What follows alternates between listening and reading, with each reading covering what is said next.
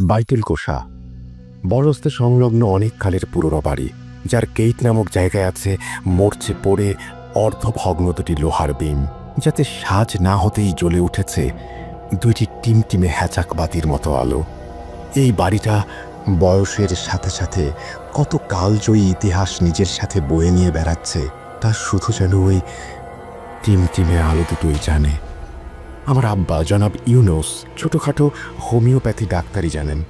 মালিকানা সূত্রে এই বাড়ি তাঁর। তিনি তার অল্প বয়স্ক স্ত্রী নিয়ে আরও ছোট ছোট বাচ্চা নিয়ে একাই এখানে থাকতেন। তবে তার শাশুড়ি মানে আমার নানি আম্মাও আমাদের সাথেই থাকতেন বেশিরভাগ সময়। যেহেতু সময়টা খুব খারাপ চলছিল, চারিদিকে শত্রুর ভয় আর ডাক্তারির কাজে তাকে বিভিন্ন সময়ে বাড়ির বাইরে থাকতে হয়, তাই বুদ্ধি করে বাকি ঘরগুলো ভাড়া দিয়ে দেন আব্বা। সবারই ছোটখাটো পরিবার আছে। ধীরে ধীরে সকলেই এক পরিবার হয়ে ওঠে। কিন্তু বাইতুল কোষায় রাত নামলেই উধাও হয়ে যায় মিষ্টি বউ। দাঁড়ায় গিয়ে পুরনো কবরের সামনে। যাকে ডাকা হয় এই সমস্যার সমাধানের জন্য, সেই তার অপারগতা জানায়। কি আছে বাইতুল কোষায়? চলুন শুরু করা যাক। কেন তুমি আসো? আমি শুধু তোমার সাথেই থাকতে চাই। কিভাবে সম্ভব? তোদের এই পৃথিবীতে থাকতে নেই। তুই তুই চলে যাও, চলে যাও প্লিজ, চলে যাও। সবটাই কি ইলুশন, নাকি অন্য জগতে কেউ কখনো হাজির হয়ে যায়? Booth.com with Russell. Welcome back. আপনাদের সবাইকে স্বাগত জানাচ্ছি আমি রাসেল। আশা করছি আপনারা সবাই ভালো আছেন এবং ভালোর তলে আছেন। আমিও ভালো আছি আর ভালোর তলে আছি। যেভাবে লেখা আছে আমি সেভাবেই পড়ে শোনাচ্ছি। আশা করছি ভালো লাগবে আপনাদের। ছোট বাপু, দাদার কাছে নাকি অনেক জিন ছিল। যা, অনেক জিন ছিল তোকে গিয়ে বলেছে। তবে শুনেছি ছিল তো একজন যাদের সাথে তার ভালো বন্ধুত্ব ছিল। দাদার মতো মানুষের সাথে জিনদের বন্ধুত্ব হলো কিভাবে? মানে সেটা তো একটা ইন্টারেস্টিং ব্যাপার। বলবে আমাকে? সেটা তো বলতে পারি না, তবে আব্বা এইসব নিয়ে আগ্রহ প্রকাশ করতে শুরু করেন একটা ঘটনার পর থেকে। তার আগে কখনোই আব্বাকে জিন নিয়ে তেমন মাথা ঘামাতে দেখিনি। হয়তো সেই ঘটনার পরেই আব্বা কিছু ভেবে জিন সাধনা শুরু করেন। আব্বার ঘটনা পরে বলবো। আগে চাইলে সেই ঘটনাটি বলতে পারি যেটা আব্বা সহ আমাদের সকলের চিন্তা ভাবনাকেই বদলে দিয়েছিল। ঠিক আছে, বলো তাহলে। শুরু হয়েছিল অনেক আগে, তখন আমি অনেক ছোট। আজ এত বছর পরে সব তো মনে নেই, তবে সেই দিনগুলো আজও ভুলতে পারি না। আজও স্মৃতিতে জলজলে হয়ে আছে। শুরুটা হয়েছিল ঠিকই, কিন্তু শেষটা হয়েও যেন শেষ হয়নি আজও। বলতে বলতে ফুপু কেমন আনমনা হয়ে পড়েন। আমি আবার জিজ্ঞেস করি, শুরু হলো শেষ হলো না, কি যাতা বলছো? আমি তো কিছু বুঝতে পারছি না, একটু বুঝিয়ে বলবে প্লিজ? এইবার ফুপু বলতে শুরু করেন সেই ঘটনা। আপনাদের বোঝার সুবিধার্থে আমি আমার ছোট ফুপুর ভাষায় ঘটনাটি বর্ণনা করব। তবে তার আগে আমি সবাইকে ঘটনার পটভূমি থেকে সরিয়ে দিচ্ছি এবং মূল ঘটনায় যাওয়ার আগে আমি আমার পরিচয় দিতে চাই। আসসালামু আলাইকুম রাসেল ভাই। আপনাকে ও Booth.com-এর মডারেটর, স্পেশালি আমার সব থেকে পছন্দের একজন মডারেটর সিফাত আলম এবং সমস্ত লিসনারকে অনেক অনেক ভালোবাসা জানিয়ে আজকে আবার লিখতে বসলাম। এটি আমার পাঠানোর দ্বিতীয় ঘটনা। প্রথম ঘটনাটি সিলেক্ট করার জন্য ধন্যবাদ। আশা করছি আপনি আপনার মতো লাখো ভক্তদের দোয়ায় অনেক অনেক ভালো আছেন এবং বরাবরের মতো ভালোর তলে আছেন। আমি দিশা বলছি, পাবনা জেলার কোনো একটা ছোট্ট মফস্বল থেকে। দূরত্বের কারণে আমার পক্ষে স্টুডিওতে এসে ঘটনা শেয়ার করা সম্ভব না, তাই অনুরোধ করছি ঘটনাটি পড়ে শোনাবার জন্য। আজ আমি যে ঘটনাটি লিখব সেটি আমি কালেক্ট করেছি আমার ছোট ফুপুর কাছ থেকে, যা অনেক আগের হলেও আমাদের পরিবারকে কেন্দ্র করে এবং প্রত্যক্ষ ও পরোক্ষভাবে আমার পরিবারের অনেক মানুষ এর সাথে জড়িত। আর বর্তমানে Booth.com-এর ব্যাপক জনপ্রিয়তার কারণে এবং আমার পরিবারের অনেক সদস্য এই লিসেনারদের অন্তর্ভুক্ত হবার কারণে ঘটনায় ব্যবহৃত সকল নাম এবং জায়গায় ছদ্মনাম ব্যবহার করছি। লিসেনারদের বোঝার সুবিধার্থে আমি আমার ছোট ফুপুর ভাষাতেই ঘটনাটি বর্ণনা করব। চলে যাচ্ছি আমার ছোট ফুপুর কাছে। তিনি যেভাবে বলেছেন আমি সেভাবেই লিখছি।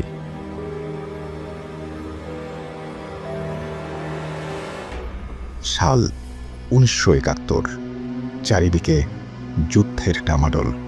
আকাশে বাতাসে শুধু কাকের কাকারব, আর মানুষের মনে পাক হানাদারদের ভীতি জাগিয়ে বসতে শুরু করেছে। দিন গিয়ে রাত আসে, আর সাথে করে নিয়ে আসে এক অনাকাঙ্ক্ষিত সূর্যের প্রত্যাশা, যে সূর্য হয়তো বয়ে আনবে এমন এক সকাল, যে সকালে আকাশ কামানের ধোঁয়ায় কালো না হয়ে সূর্যের সোনালি আলোয় আলোকিত হবে। স্বজন হারানোর কান্নায় বাতাস ভারী না হয়ে বাতাসটা হবে পাখিদের কলকাকলিতে মুখরিত। এমনই একদিন পরন্ত বিকেলে বাতাস যেন বইতে ভুলে গেছে। সারাদিন প্রচণ্ড রাগ নিয়ে পৃথিবী নামক গ্রহটাকে জ্বালিয়েও যেন ক্ষান্ত হয়নি সূর্য নামক বস্তুটি। এখন যেন চাপা রশ্মি গজরাচ্ছে। সেই রশ্মি যেন চারিদিকে ছড়িয়ে পড়েছে এক ভ্যাপসা গা চিটচিটে গরম হয়ে। পাটে বসে থাকতে থাকতে শিউ যেন ক্লান্ত হয়ে হেলে পড়েছে দিগন্তের শেষ মাথায়। বাইতুল কোষা বড় রাস্তা সংলগ্ন অনেক কালের পুরনো বাড়ি, যার গেইটে মরচে পড়ে অর্ধভগ্ন দুটি লোহার বিম, যাতে সাজ না হতেই জ্বলে উঠেছে দুইটি টিমটিমে হ্যাচাক বাতির মতো আলো। এই বাড়িটা যে নিজের বয়সের সাথে সাথে না জানা কত কালজয়ী ইতিহাস নিজের সাথে বয়ে বেড়াচ্ছে, এই অবধি এসেছে এই টিমটিমে আলো দুইটি যেন তারই প্রতীক হয়ে চলে আছে। এখানেই 8 ঘর লোকের বাস। আমার আব্বা জনাব ইউনুস ছোটখাটো হোমিওপ্যাথি ডাক্তার, যিনি মালিকানার সূত্রে এই বাড়ি পেয়েছেন। তিনি তার অল্প বয়স্ক স্ত্রী আর ছোট বাচ্চা নিয়ে একাই এখানে থাকতেন। তবে তার শাশুড়ি মানে আমার নানি আম্মাও আমাদের সঙ্গেই থাকতেন বেশিরভাগ সময়। সময় যেহেতু খারাপ চলছিল, চারিদিকে শত্রুর ভয়, আর ডাক্তারি কাজে তাকে সময়ে অসময়ে বাড়ির বাইরে থাকতে হয়, তাই বুদ্ধি করে বাকি ঘরগুলো ভাড়া দিয়ে দেন আব্বা। সবারই ছোটখাটো পরিবার আছে। ধীরে ধীরে সকলেই কবে এক পরিবার হয়ে গেছি নিজেরাও বুঝিনি। আমাদের বাড়িটা যেমন দেখছিস তখন এমন ছিল না, অনেকটা পরিবর্তিত হয়েছে। আগে বাড়ির মাঝ সীমানায় ছিল গভীর কুয়া, যা আব্বা বানিয়েছিলেন পানির সুবিধার জন্য। বাঁধানো ছিল তার পার। চারপাশে ছিল ঘরগুলো, এক পাশে ছিল বিশাল কুড়ি বড়ই গাছ, তার পাশে নির্জন জঙ্গল মতন জায়গা, তার পাশেই ছিল ছোট্ট 2 কামরার এক ঘর, যেখানে থাকত মিষ্টি বউ আর পবন চাচা, যিনি আমাদের দুঃসম্পর্কের আত্মীয় হতেন শুনেছি। তাদের ঘরের পেছন দিক দিয়েই যেতে হতো আমাদের বাড়ির শেষ সীমানায়, যেটা পারিবারিক কবরস্থানের জন্য নির্ধারিত করে রাখা হয়েছিল। ততদিনে 2-1টা কবরও হয়েছিল সেখানে। আমবাগান বলে পরিচিত ছিল জায়গাটা আমাদের কাছে। সেখানে ছিল হরেক রকমের গাছ, যেমন আম, কাঁঠাল, বট, কামরাঙ্গা, তেঁতুল, আরও অনেক ছোট মাঝারি ফলের গাছ, ফুলের গাছ। মনে হতো যেন 1000 বছর পুরনো সেই সব গাছের বাকল। দিনের বেলায়ও সেই জায়গা ছিল কেমন যেন শীতল আর গা ছমছমে, কিন্তু আমরা কোনোদিন তেমনভাবে ভাবিনি আর চিন্তাও করিনি। এমন ভ্যাপসা প্যাচপ্যাচে গরম ছিল তখন যে আমরা প্রায়ই শেষ বিকেলে সবাই কুয়াতলে বসতাম, গা ভেজাতাম, পা ভেজাতাম। এক বিকেলে বাড়ির বউচিরা সবাই কুয়াতলায় বসে হাসি তামাশায় মশগুল। কেউ বসে সুজি গল্প করছে, কেউ বা পানি নিয়ে মিছিমিছি খেলা করছে। বাড়ির পুরুষগুলো তখন নিত্যদিনের মতোই যার যার কাজে বাড়ির বাইরে আছে। এমনই সময় ঘটল আকস্মিক সেই ঘটনা। আমাদের সেই কোণের দিকের ভাড়াটে, নাম মিষ্টি, সবাই আদর করে তাকে ডাকে মিষ্টি বউ। দেখতে যেমন মিষ্টি, তেমন এক গোছা কালো চুল সব সময় তার পিঠে এলিয়ে থাকতে দেখেছি। সে হঠাৎই এসে আল্লা গো বলে চিৎকার দিয়ে কুয়াপাড়ে জ্ঞান হারায়। ঘটনার আকস্মিকতায় আমরা সবাই হতবিহ্বল হয়ে দাঁড়িয়েছিলাম। তখনই সবার আগে ছুটে যান আমার নানি আম্মা। ছুটে গিয়েই তিনি মিষ্টি চাচির মাথাটি কোলের ওপরে নিয়ে বসেন আর জ্ঞান ফেরানোর চেষ্টা করতে থাকেন। আমার নানি আম্মার বয়সটা বেশি হলেও তখন বেশ শক্ত সামর্থ্য আর সাহসী ছিলেন। সকল কাজে সবসময় তিনি সাহসিকতার সাথেই সব বিষয়ে মোকাবেলা করতেন। এই জন্যই হয়তো আমার আব্বা নানি আম্মার হাতে সংসারের ভার দিয়ে নিশ্চিন্ত মনে তার চিকিৎসা কার্য চালিয়ে যাওয়ার সাহসটুকু পেতেন, যেন তিনি মানুষ না, কোনো এক বট গাছ যে বয়সের ভারে নুয়ে না পড়ে আজও শক্ত হয়ে দাঁড়িয়ে আছে, আর তার রুগ্ন হাত দুটিতে হাজারো ডালপালার মতন শক্তি।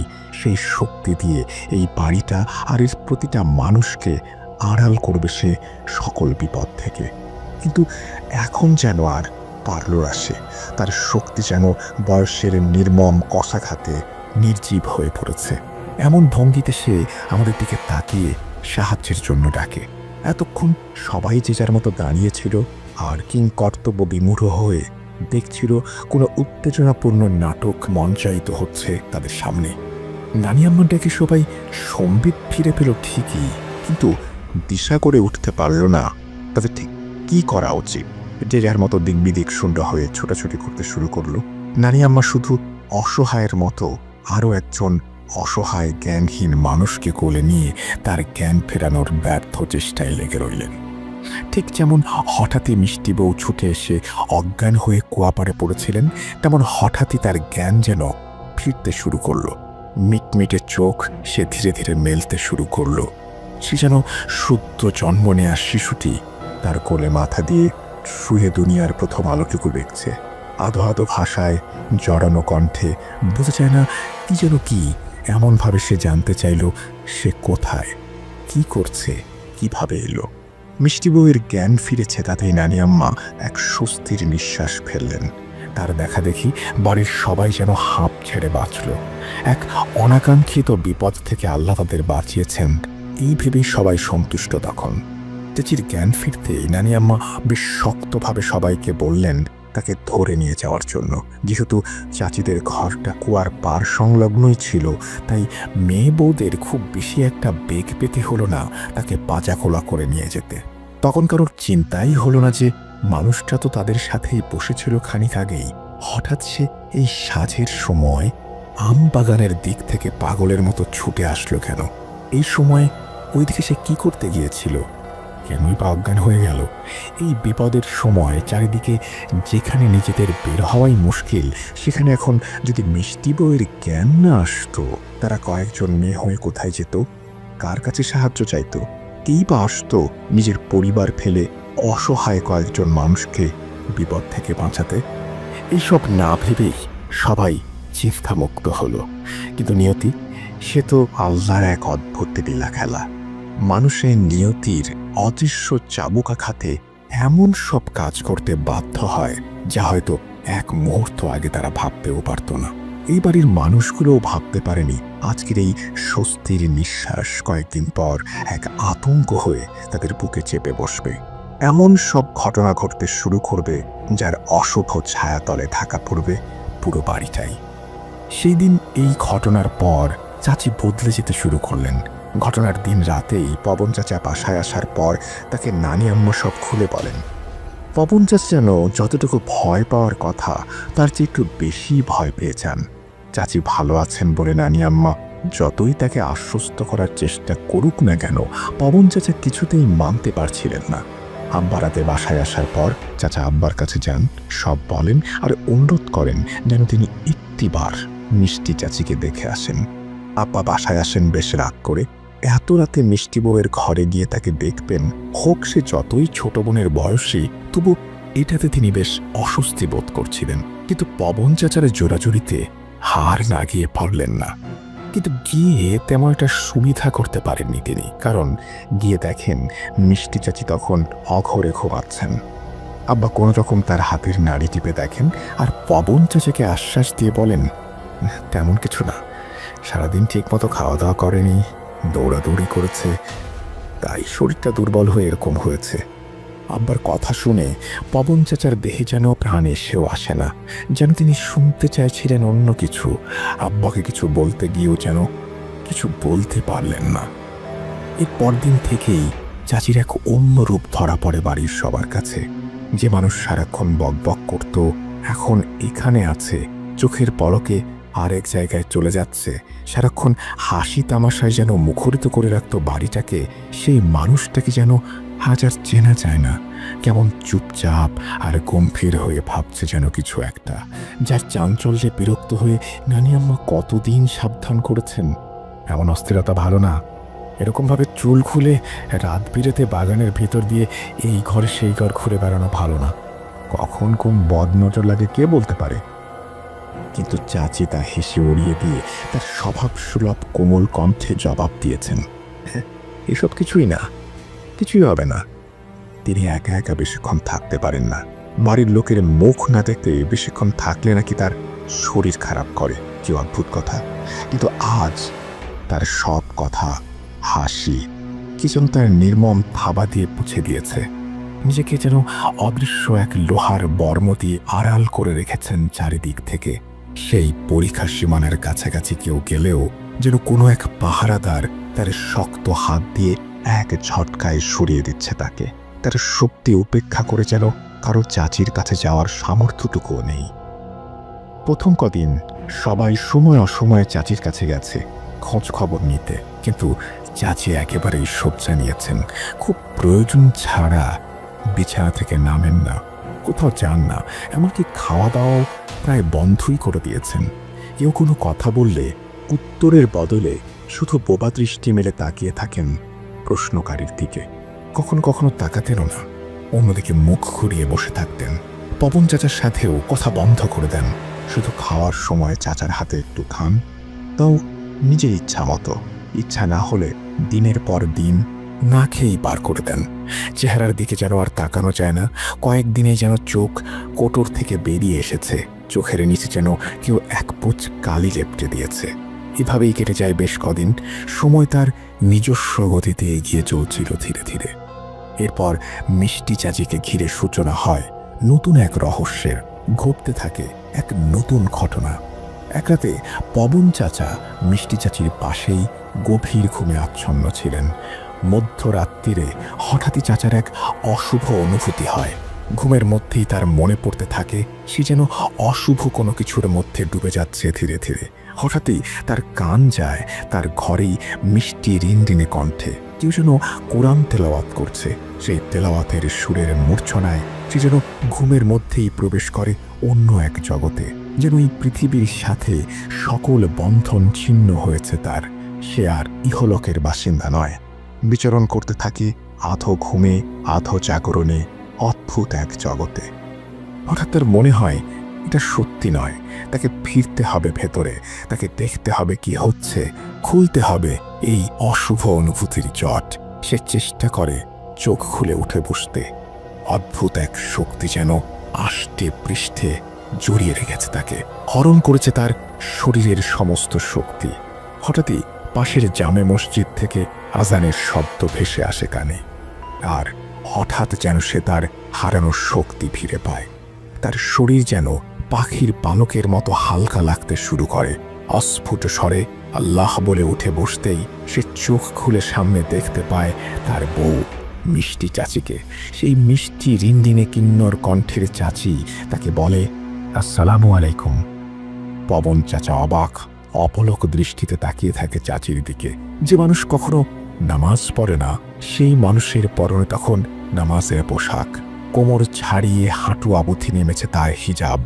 কি শান্ত মুখখানি, যেন রাজ্যের প্রশান্তি আর শুভ্রতা বিরাজ করছে মুখে। ঠোঁটের কোণে হালকা হাসির রেখা, কিন্তু চোখ দুটো যেন একটু বেশি উজ্জ্বল। সেই চোখের তারায় যেন ঠিকরে বেরোচ্ছে সবকিছু জয় করে ফেলার এক পরম অনুভূতি। চাচা এইসব দেখে যেন সালামের উত্তর দিতে ভুলে গেছেন। চাচিও তার উত্তরের অপেক্ষা না করেই দ্রুত পায়ে অন্যদিকে চলে যায়। সেই শুরু। প্রতি রাতেই চাচা শুনতে পায় সেই সুরেলা কণ্ঠের তেলাওয়াত, আর তার সুর ভেসে ভেসে যেন তার মস্তিষ্কে ঢুকে তার শিরা উপশিরায় জট পাকাতে থাকে। এই সুরের ঘোরে মগ্ন থেকেও যেন তিনি ছটফট করতে থাকেন কোনো কিছু একটা আবিষ্কারের নেশায়। হয়তো কে এইভাবে তেলাওয়াত করেন তাই জানতে চায় তার অবচেতন মন। কিন্তু অদৃশ্য কোনো এক শক্তির কাছে পরাজিত হয়ে নিঃসার দেহে তাকে পড়ে থাকতে হয় বিছানার এক কোণে। এরপর আজানের সাথে সাথে থেমে যায় সব কিছু। হালকা হতে থাকে তার শরীর, আর কাজ করতে শুরু করে তার স্বাভাবিক চিন্তা শক্তি।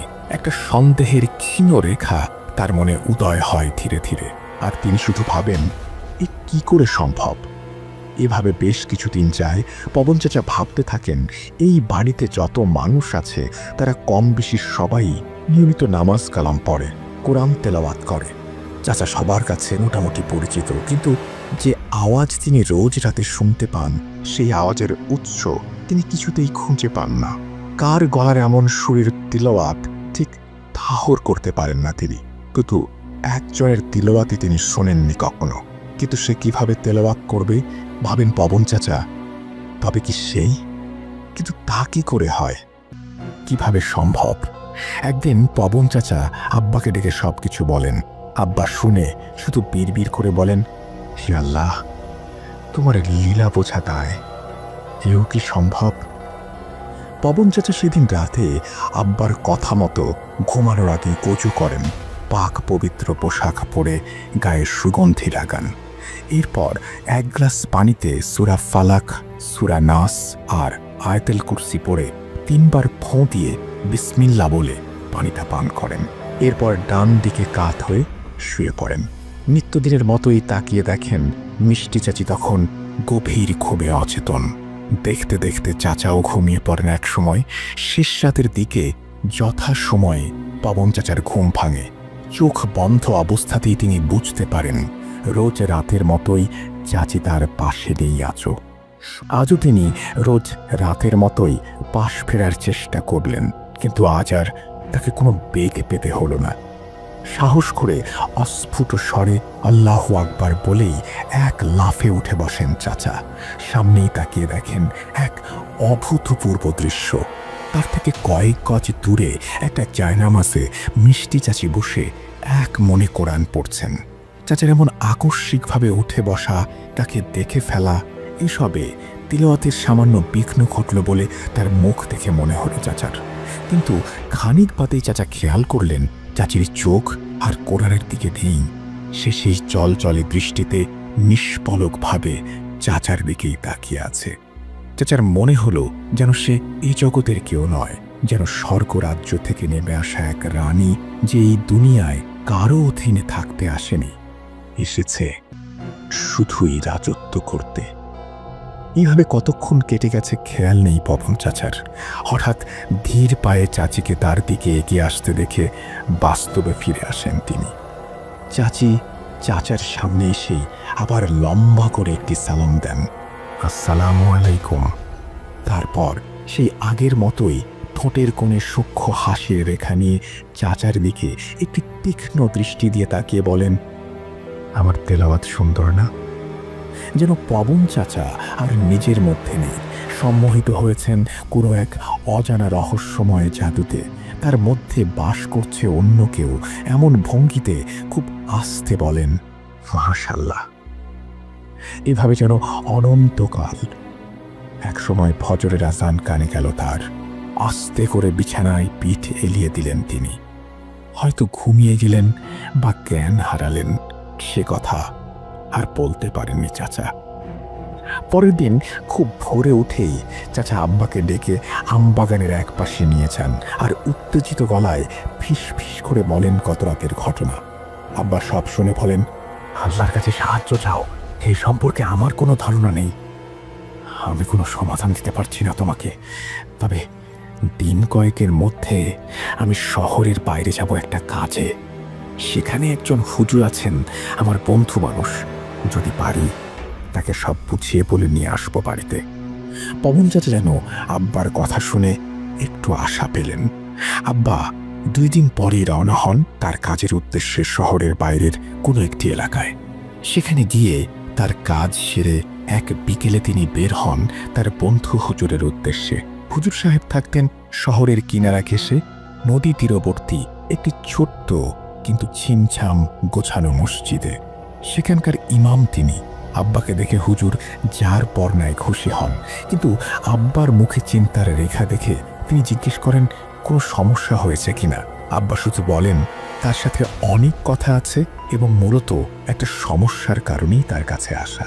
এইটুকু শুনেই হুজুর সাহেব আন্তরিকতার সাথে তাকে আসরের নামাজটা তার সাথে পড়ার জন্য অনুরোধ করেন এবং বলেন এরপরেই তিনি শুনবেন আব্বার কথা। আব্বাও সানন্দে রাজি হয়ে যান। নামাজ শেষে হুজুর সাহেব আর আব্বা মুখোমুখি বসেন আর হুজুর সমস্যার কথাটা জানতে চাইলে আব্বা বলা শুরু করেন, মিষ্টি বউ, মানে যার কথা বলবো তোমাকে আমি, সে বর্তমানে আমার বাসাতেই থাকে তার স্বামীকে নিয়ে। মিষ্টি আমার দূর সম্পর্কের এক আত্মীয়ার মেয়ে। মিষ্টি যখন খুব ছোট ছিল, কথাও বলতে শেখেনি, তখন এক অজানা রোগে আক্রান্ত হয়ে কয়েকদিনের ব্যবধানে ওর মা বাবা দুজনই পরলোক গমন করেন। এরপর মিষ্টির এক আত্মীয়ার কাছে অতি অযত্নে বেড়ে ওঠে মিষ্টি। ভালো করে খেতে পড়তেও দিত না মেয়েটাকে ওরা।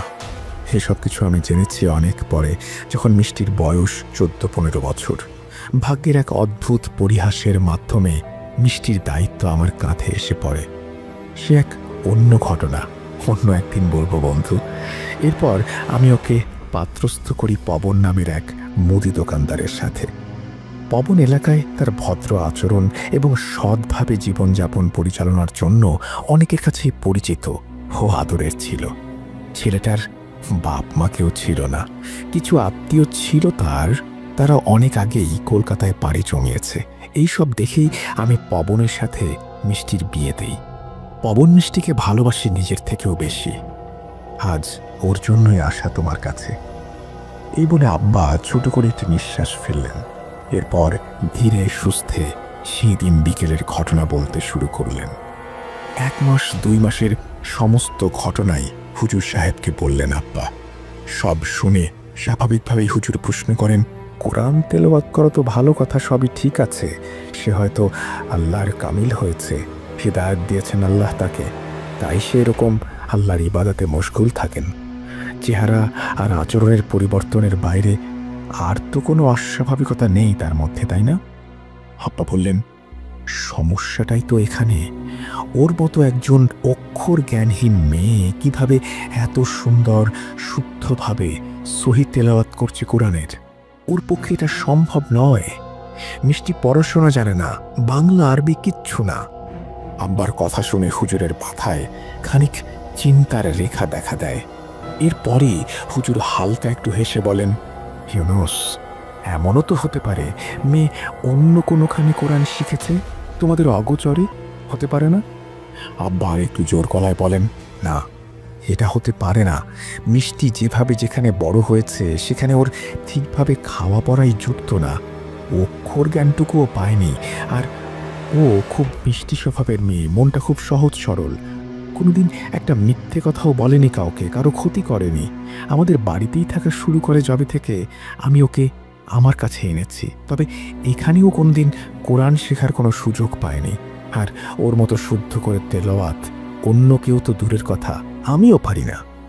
এই পর্যন্ত শুনে হুজুর সাহেব কিছুক্ষণ চুপ থাকেন, তারপর শান্ত মুখে আব্বাকে আশ্বাস দিয়ে বলেন বাসায় চলে যেতে। তিনি আগামী বৃহস্পতিবার যাবেন একবার। আব্বা এত দেরি করে যাওয়ার কথা শুনে একটু ইতস্তত করে কিছু বলতে যাওয়ার আগেই হুজুর তাকে সান্ত্বনা দিয়ে বলেন, তার যতদূর মনে হয়েছে খুব বেশি একটা চিন্তার কিছু নেই।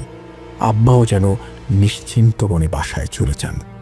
আসলে একজন নিরক্ষর মেয়ে, যার বাংলা, ইংরেজি, আরবি কোনো বিষয়ে কোনো অক্ষর জ্ঞান নেই, তার পক্ষে মাত্র কয়েকদিনের মধ্যে আরবি শিখে নেওয়াটা এবং এত সুন্দর করে তেলাওয়াত করাটা আসলে যে স্বাভাবিক নয়, বলতে গেলে পুরো বিষয়টাই হুজুর ঠিক ততটা আমলে নেননি তখন। আব্বা এরপর বাসায় চলে আসেন এবং পবন চাচা সহ সবাইকে জানান পুরো বিষয়টা। এর 2 দিন পর নানি আম্মা এক সন্ধ্যায় খেয়াল করেন মিষ্টি চাচিদের ঘর সম্পূর্ণ অন্ধকার হয়ে আছে। সন্ধ্যা হয়ে গেলেও এখনো বাতি জ্বালানো হয়নি দেখে তিনি একটু অবাক হন। চাচি এরকম হয়ে যাওয়ার পর থেকে পবন চাচা সন্ধ্যা লাগার আগেই তার দোকান বন্ধ করে বাসায় চলে আসতেন। আজ হয়তো কোনো কাজে আটকা পড়ে গেছেন, এখনো বাড়িতে আসেননি। একে তো এই অবস্থা, তারপরে ঘরের বউটা একা একা কি করছে কে জানে। নানি আম্মা মনে মনে এই সব ভেবেই মিষ্টি চাচির ঘরের দিকে পা বাড়ান। ঘরের চৌকাঠে পা রাখতেই যেন তার মনে হলো সারা শরীরে হালকা বিদ্যুৎ ঠেলে গেল। আগেই বলেছি, আমার নানি আম্মা ছিলেন বাড়ির সব থেকে মুরব্বী, আর তিনি ছিলেন 5 ওয়াক্ত নামাজি। বেশ পরহেজগার মানুষ হিসেবেই পরিচিত ছিলেন এলাকায়। সবাই তাকে বেশ সমীহ করে চলত তার দৃঢ় অবিচলিত মনোবল, শক্ত সামর্থ্য চেহারার জন্য। মনের দিক থেকে এতটা সাহসী একজন মানুষও যেন হালকা বিচলিত হয়ে পড়ল আচমকা এই অনুভূতিতে। একটু থেমে যেন বোঝার চেষ্টা করলেন কি হলো এটা, কিন্তু পরক্ষণেই হেসে উড়িয়ে দিয়ে বিসমিল্লাহ বলে ডান পা বাড়িয়ে ঘরে প্রবেশ করেন। বাইরে সবে সাজ লাগতে শুরু করেছে। কমলা রঙের সূর্যের গোলাটা পাটের ওপারে পড়ে গিয়েও যেন উঁকি দিয়ে দেখছে এখনো কিভাবে তার চোখ বোঝার সাথে সাথেই সারা পৃথিবী থেকে যাবে গাঢ় কালো অন্ধকারে। তার মিটমিটে হালকা কালচে লাল আলো এখনো চারিদিকে ছড়িয়ে আছে, তাতে বাইরে সবই স্পষ্ট দেখা যায় এখনো। কিন্তু মিষ্টি চাচির ঘরের মধ্যে যেন অন্ধকার একটু বেশি বলেই মনে হলো নানি আম্মার। জমাট বাঁধা অন্ধকারের থেকে বড় হয়ে দাঁড়ালো তার অনুভূতিটা। কিছুক্ষণ আগের সেই অশুভ অনুভূতিটা যেন ফিরে এসেছে, আষ্টে পৃষ্ঠে জড়িয়ে ধরেছে তাকে। হঠাৎ ঘাড়ের কাছে হালকা সুরসুরানি অনুভব করলেন তিনি। এক ঝটকায় ঘুরে দাঁড়িয়ে দেখার চেষ্টা করেন কোনো অজানা আততায়ীকে, কিন্তু নিরেট কালো অন্ধকার ছাড়া তিনি চোখে আর কিছুই দেখতে পান না। হঠাৎ কি মনে করে তিনি সামনের দিকে এগোনোর চেষ্টা করেন, তখনই বুঝতে পারেন তার পা আটকে গিয়েছে কোনো অদৃশ্য শিকলে। এইবার তিনি বেশ অবাক হন। নিজের অজান্তেই লড়াই করতে শুরু করেন সেই অচেনা বাঁধন থেকে নিজেকে মুক্ত করার জন্য। তিনি নিজেকে বোঝাতে থাকেন কত শতবার এই ঘরে তিনি এসেছেন, এই ঘরের প্রতিটা কোণা তার নিজের অঙ্গ প্রত্যঙ্গের মতোই পরিচিত। কিন্তু আজ কেন তার এমন অনুভূতি হবে? আজ কেন তার মনে হচ্ছে তার পা তার নিজের পা নয়? সে শুনতে চাইছে না তার কথা। এই সবই কি তার মনের ভুল, নাকি এই ঘরে আশ্রয় নিয়েছে কোনো অদৃশ্য শক্তি? তাদের অজান্তেই বসবাস করছে, তার অশুভ ছায়া বিছিয়ে রেখেছে এই ঘরের প্রতিটি কোণায়। এইভাবে কতক্ষণ গেছে নানি আম্মার খেয়াল নেই। একটা সময় তিনি ঘোরের মধ্যে চলে গিয়েছিলেন হয়তো। এখানে যে আসলেই অশুভ কিছু বাসা বেঁধেছে এই যেন তার সাহসী যুক্তিবাদী মন মানতে চাইছিল না এত সহজে। হঠাৎই তিনি যেন সমস্ত বাঁধন মুক্ত হয়ে যান, কিন্তু কেউ যেন তার দিকে এগিয়ে আসছে। এই ঘন অন্ধকারেও তার অস্তিত্ব যেন একদম পরিষ্কারে বুঝতে পারলেন নানি আম্মা। ভয় এবার যেন একদম এক লাফে তার গলার মধ্যে এসে জাঁকিয়ে বসল। দম আটকে আসতে চাইল তার। চিৎকার করতে যাওয়ার ঠিক আগ মুহূর্তে তিনি আবিষ্কার করেন এটা তার কল্পিত কোনো অচেনা অদৃশ্য আততায়ী নয়, বরং রক্ত মাংসের শরীরে ধীর পায়ে তার দিকে এগিয়ে আসছে। কাছে আসতেই তিনি চিনতে পারেন তাকে, দেখতে পান হাতে একটি মোমবাতি নিয়ে এগিয়ে আসছেন চাচা। মোমবাতির সেই নিভু নিভু আলোতে পবন চাচার মুখটা কেমন অপার্থিব লাগছিল বলেই হয়তো নানি আম্মা প্রথম দর্শনে ঠিক চিনে উঠতে পারেননি তাকে। পবন চাচাকে দেখে যেন থরে প্রাণ ফিরে পান নানি আম্মা। তাকে দেখেই ব্যস্ত পায়ে জলদি তার কাছে যান আর তাকে বলেন খারাপ কিছু একটা হয়তো হতে চলেছে, তার মনটা কু ডাকছে। জলদি করে ঘরের আলো জ্বালাতে বলেন আর মিষ্টি বউ কোথায় আছে তাকে খুঁজে বের করতে বলেন। পবন চাচা মাত্রই দোকান থেকে ফিরেছেন। বাইরে থেকে ঘর অন্ধকার দেখে তার মনেও একটু ভয় বাসা বেঁধেছিল। 2-1 দিন ধরেই একটি বিষয় তার কাছে খুব অস্বাভাবিক লাগছিল, কিন্তু কথাটা কাউকে তিনি বলেননি।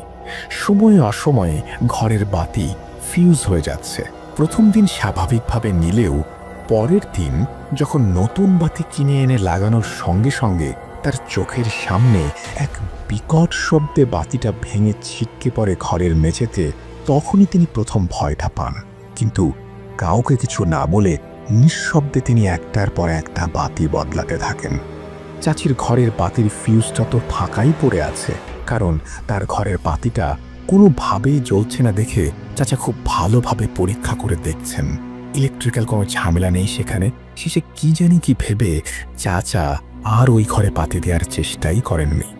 আজও দোকানে যাওয়ার আগে সব পরীক্ষা করে গিয়েছেন কোথাও কোনো সমস্যা ছিল কিনা, কিন্তু বাসায় ঢুকেই আবার সব অন্ধকার দেখে বুঝেই নিয়েছিলেন পুরো ব্যাপারটা।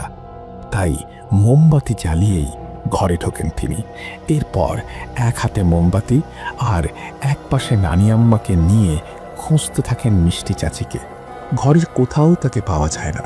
এক অজানা আশঙ্কায় কেঁপে ওঠে পবন চাচার বুকটা। ঘর থেকে বেরিয়ে নানি আম্মাকে খুব শান্ত অথচ চাপা স্বরে বলেন, আমি জানি ও কোথায় আছে। নানি আম্মা উৎকণ্ঠিত হয়ে পবন চাচার দিকে তাকিয়ে থাকেন। পবন চাচা ধীর পায়ে মোমবাতি নিয়ে আম বাগানের দিকে এগোতে থাকেন। একটু পর নানি আম্মাও চাচার পিছু নেন। চাচা নিঃশব্দে হেঁটে চলেন। একটু পর বাগানের যে দিকটায় পারিবারিক কবরস্থান সেই দিকে চাচা এগিয়ে যান। একটু এগিয়ে যেতেই মোমবাতির অপর্যাপ্ত আলোয় দেখা যায় এক আধভৌতিক দৃশ্য। কবরস্থানের এক পাশে একটা বিরাট বট গাছে, তার নিচেই ঘন কালো অন্ধকারে বসে দুলে দুলে আপন মনে কোরআন পাঠ করছে মিষ্টি চাচি। নানি আম্মা চেয়ে থাকেন বিস্ফারিত নয়নে। অথচ এই ঘটনার সাথে চাচা যেন অভ্যস্ত। এমনই পরিচিত ভঙ্গিতে তিনি চাচির আরেকটু কাছে এগিয়ে গিয়ে তার পিঠে হাত রাখেন আর মৃদু স্বরে তাকে বলেন, চলো ঘরে চলো। চাচি যেন এক অবোধ বালিকা যে ভুল করে ভুল পথে চলে এসেছে, তার আপনজনের দেখা পেয়ে সেই লক্ষ্মী বালিকাটির মতো তার হাত ধরে ধীর পায়ে এগিয়ে যেতে থাকেন নিজ গন্তব্যের উদ্দেশ্যে। এরপর চাচা চাচিকে নিয়ে ঘরের ভেতরে চলে যান আর নানি আম্মা বোবা চোখ মেলে তাকিয়ে থাকেন তাদের চলে যাওয়া দেখেন। পরদিন থেকে শুরু হয় অন্য এক ঘটনার সূত্রপাত, আর তার জের ধরে আরও কিছু ঘটনা ঘটতে থাকে খুব দ্রুত গতিতে। যেমন চাচির ঘর থেকে দিনে রাতে প্রায়ই শোনা যেত কোরআনের তেলাওয়াত। মাঝে মাঝে যখন প্রকৃতি নীরব হয়ে থাকে তখন শোনা যায় তার তীক্ষ্ণ চিৎকার। মাঝে মাঝে যেন কারোর সাথে কথোপকথন করছেন এমন ভঙ্গিতে খুব জোরে জোরে কথাবার্তা চালিয়ে যেতে থাকেন। কিন্তু তার সেই সব কথা কেউই বুঝতে পারেন না, কারণ চাচি যে ভাষায় কথা বলেন সেটা আরবির মতো শোনা যায় অনেকটা। সবাই শুধু দূর থেকে এইসব দেখে আর শোনে, মনে মনে তটস্থ হয় এক অজানা রহস্যের কিনারা করতে। কখনো কখনো কেউ যদি মিষ্টি চাচির ঘরের দিকে যায় আর চাচি দেখে ফেলেন, তাহলে খুব সুন্দর করে সালাম দিয়ে চাচি তাকে আরবিতে কিছু বলেন, কিছু হয়তো জিজ্ঞাসা করেন, কিন্তু সেই ব্যক্তির উত্তর দেয়া কাছে যাওয়া তো দূরের কথা, তখনই এক প্রকার যান বাঁচানোর তড়িঘড়ি লেগে যায়, যেন সে পালিয়ে বাঁচেন। এইসবের মধ্যে এক বৃহস্পতিবার বিকেলে হুজুর সাহেব আসেন বাড়িতে। আব্বাও ছিলেন তার সাথে, আর বাড়ির অন্যান্যরাও জানত বিষয়টা। তাই সবাই নিজের অজান্তেই যেন এক প্রকার প্রস্তুতি নিয়ে রেখেছিলেন। শুধু যেন হুজুর সাহেব আসছেন না তাদের বাড়িতে, সঙ্গে করে যেন এক ভরসার আলো নিয়ে এসেছেন তাদেরকে আর এই বাড়িটাকে এক আততায়ীর হাত থেকে বাঁচানোর জন্য। হুজুর বাড়িতে ঢুকে আগে মিষ্টি বউয়ের ঘরটা দেখতে চান। এরপর আব্বা তাকে সেদিকে নিয়ে যান। ঘরের চৌকাঠে পা রাখতেই তিনি যেন কেঁপে ওঠেন হালকা। আব্বা জিজ্ঞাসা করেন সব ঠিক আছে কিনা। হুজুর শুকনা মুখে বলেন তিনি এখানে দাঁড়াবেন না, অন্য কোথাও যেন তার বসার ব্যবস্থা করা হয়। আব্বা তাকে নিয়ে আমাদের বসার ঘরে বসান। হুজুর একটু দম নেন, এরপর আব্বার উদ্দেশ্যে তাকিয়ে বলেন, আমি সবটা তো বুঝতে পারিনি, তবে যতটুকু বুঝেছি তাই বলবো। তার আগে তোমাদের কারো কিছু বলার থাকলে আমাকে বলতে পারো, তাহলে আমার জন্য ব্যাখ্যা দেওয়ার সুবিধা হবে। এই বলে তিনি মাথা নিচু করেন। আব্বা বলেন তার যা বলার আগেই বলেছেন, এখন অন্য কেউ যদি কিছু বলতে চায় বলতে পারে। পবন চাচা এই কথা শুনে একটু নড়ে চড়ে বসেন। এরপর একটু আনমনা হয়ে হুজুরকে সালাম দিয়ে বলা শুরু করেন, বিয়ের আগে আমি মিষ্টিকে কখনো দেখিনি। এখানে আমার আত্মীয় পরিজন কেউ না থাকায় ডাক্তার ভাইকে আমি নিজের ভাইয়ের মতোই দেখেছি। তাই তিনি বলাতে আমি কোনো খোঁজ খবর নেওয়ার প্রয়োজন বোধ করিনি। কোনো প্রকার আপত্তি ছাড়াই আমি বিয়েতে মত প্রকাশ করি। বিয়ের আগেই ভাই আমাকে বলেন মিষ্টি অক্ষর জ্ঞানহীন, কিন্তু এটা নিয়ে সত্যি বলতে আমার কোনো আপত্তি ছিল না। বিয়ের পর যখন মিষ্টিকে নিয়ে এই বাড়িতে থাকা শুরু করি, তখন থেকেই যেন আমি এক অন্যরকম মিষ্টিকে দেখতে পাই। হাসি খুশি, প্রাণোচ্ছল, প্রাণবন্ত, চঞ্চলা। একটা মেয়ে যে সারাক্ষণ এদিক ওদিক ছুটোছুটি করছে, ঘরকন্যার কাজের সাথে সমানভাবে সবার খেয়াল রাখছে, সাথে আমারও যত্ন করছে। কখনো কোনো বিষয়ে ওর মন খারাপ হতে দেখিনি। কিন্তু আমি মাঝে মাঝে দ্বিধায় পড়ে যেতাম, এইটা ভেবে এই মানুষটা নাকি একদমই পড়াশোনা জানে না, অথচ কথাবার্তা কত মার্জিত, রুচিশীল। আমি মিষ্টিকে এই নিয়ে কোনোদিন সরাসরি কোনো প্রশ্ন করিনি, তবে আকার ইঙ্গিত দিয়ে তাকে লেখাপড়া শেখার কথা বুঝিয়েছি। মিষ্টি ওই সব কথার ধারে কাছেও যেত না। অনেক কষ্টে আমি ওকে ওর নামটা লিখতে শিখিয়েছিলাম। প্রথম যেদিন দেখলাম ও হাতে কিছু একটা নিয়ে উল্টা দিক হয়ে কিছু একটা বিড়বিড় করে পড়ছে, আমি প্রথম ধাক্কাটা খেলাম। ভাবলাম, ও কি আমাকে মিথ্যে বলল? কাছে যেতেই যেন ভূত দেখার মতো চমকে উঠে দাঁড়ানোর চেষ্টা করল।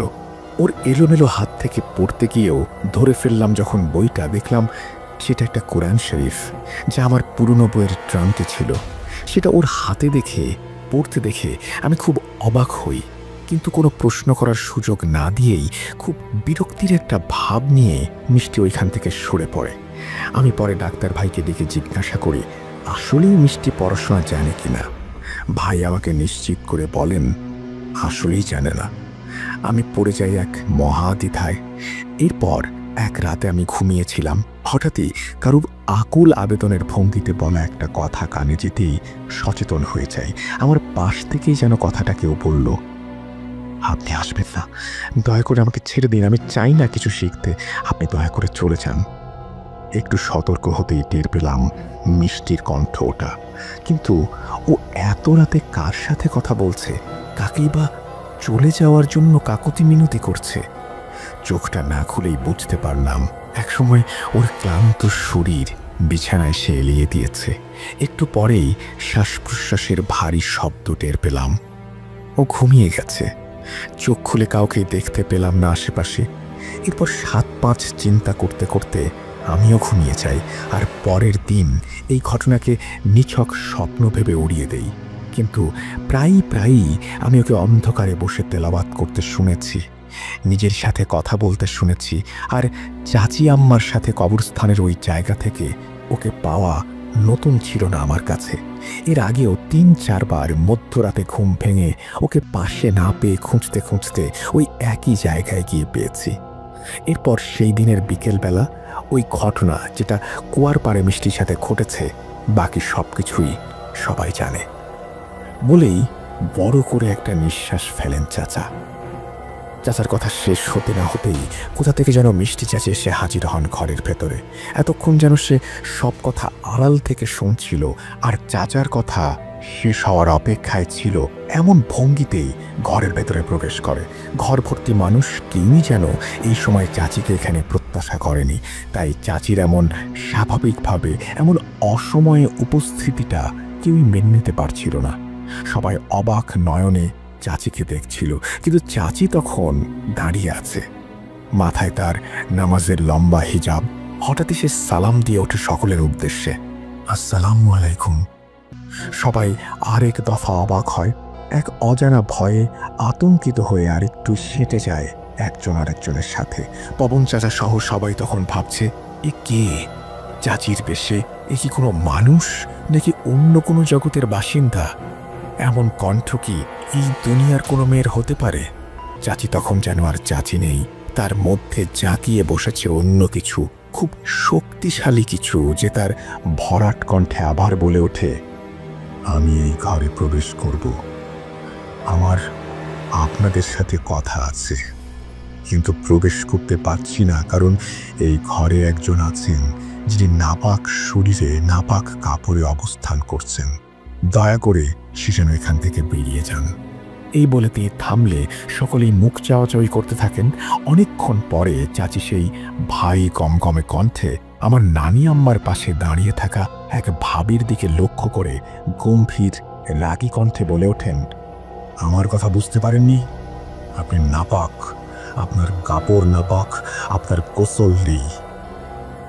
চাচির সেই ভারী পুরুষালী কণ্ঠ তখন গম গম করছে পুরো ঘর জুড়ে। হঠাৎ করে ঘর ভর্তি লোকের মধ্যে ভাবিকে উদ্দেশ্য করে এরকম একটা কথা বলে ওঠাতে সেই ভাবি ভয়ে দ্রুত কাঁপা কাঁপা পায়ে ঘর ত্যাগ করেন। চাচির দিকে তাকিয়ে মনে হলো হঠাৎই যেন তার গলা আর চোখ লাল হয়ে গিয়েছে, কিন্তু ভাবি ঘর থেকে বেরিয়ে যেতেই যেন তিনি স্বাভাবিকভাবে ঘরে প্রবেশ করেন, আর তার চেহারাও স্বাভাবিক হয়ে যায় নিমিষে। একটা চেয়ারে সবার থেকে একটু দূরে মাথায় সৎ নিচু করে বসে তিনি বলতে শুরু করেন, আপনাদেরকে না চাইতেও বিরক্ত করার জন্য অনেক দুঃখিত আমি, সেজন্য মাফ চেয়ে নিচ্ছি। তবে আমাকে ভুল বুঝবেন না, আপনারা যেমন আল্লাহর বান্দা, আমিও আল্লাহর বান্দা।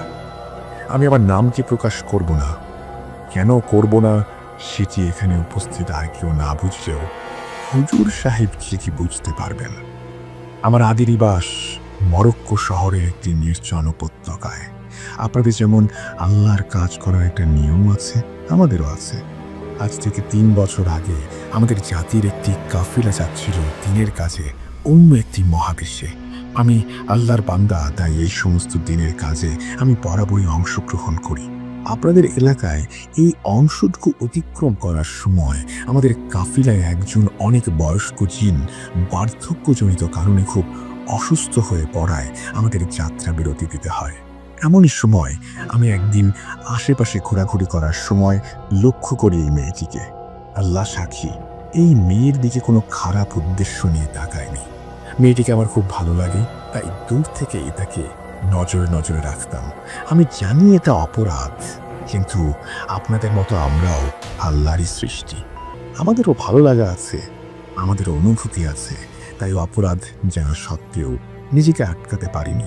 কিন্তু এই মেয়ে একজনের বউ, তাই আমি কোনো খারাপ উদ্দেশ্য নিয়ে কখনো ওর সম্পর্কে ভাবিনি, কিন্তু চেয়েছি এর কাছে থেকে যেতে। এর অক্ষর জ্ঞান নেই, কোরআনের জ্ঞান নেই। আমি সাহায্য করতে চেয়েছি, উপকার করতে চেয়েছি, ওর মাধ্যমে অন্যের উপকার করতে চেয়েছি, আল্লাহ সাক্ষী। কিন্তু ওকে অনেকভাবে বোঝাতে চেয়েছি। প্রথম স্বপ্নের মাধ্যমে ওকে দেখা দিয়েছি, কিন্তু ও রাজি হয়নি, আমাকে আসতে দিতে চায়নি। তাই একদিন সুযোগ বুঝে ওর সামনে আসি, কিন্তু ও ভয় পেয়ে যায়, অজ্ঞান হয়ে যায়। সেই মুহূর্তে চলে যাই, কিন্তু প্রায়ই ওর কাছে যাই আর দূর থেকে বলতে থাকি, বোঝাতে থাকি ও আমার সম্পর্কে কাউকে যেন কিছু না বলে, আর আমাকে যেন ওর কাছে থাকার অনুমতি দেয়। কিছুতেই রাজি হয় না দেখে একদিন আমার খুব রাগ হয়। তবুও আমি ওর ক্ষতির কথা ভাবিনি এক মুহূর্ত। বিশ্বাস করুন, আমি শুধু চেয়েছিলাম ওর মস্তিষ্কে অবস্থান করতে, ওর সাথে থাকতে, ওকে উপকার করতে। কিন্তু ভেবেছিলাম ওর অনুমতি ছাড়া করব না, কিন্তু আর কোনো উপায় ছিল না আমার। তাই বাধ্য হয়ে জায়গা করে নিয়েছি। ওকে অক্ষর জ্ঞান দিয়েছি, কোরআনের জ্ঞান দিয়েছি। আমি ওর উপকার করব, আমাকে মাফ করবেন, কিন্তু কেউ আমাকে ওর থেকে আলাদা করতে পারবে না। আমি আঘাত না পেলে কাউকে পাল্টা আঘাত করি না, এটা আমার উসুল। আর এই উসুল ভাঙতে আমাকে দয়া করে কেউ বাধ্য করবেন না।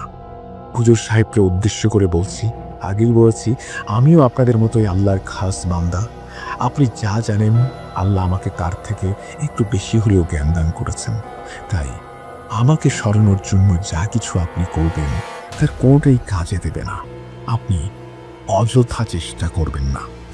এই বলে আবার সবাইকে লম্বা একটা সালাম দিয়ে মিষ্টি চাচি ঘর থেকে ধীর পায়ে বেরিয়ে যান। সবাই যেন এতক্ষণ মন্ত্রমুগ্ধের মতো শুনছিল কোনো দৈববাণী। কারোর যেন আর কোনো দিকে খেয়াল ছিল না। চোখের সামনে মাত্র ঘটে যাওয়া এক শ্বাসরুদ্ধকর ঘটনার চাক্ষুষ। সবাই শ্বাস নিতেও ভুলে গেছে তারা। হঠাৎই হুজুর সাহেবের কলা খাকারিতে সবাই সম্বিত ফিরে পায়।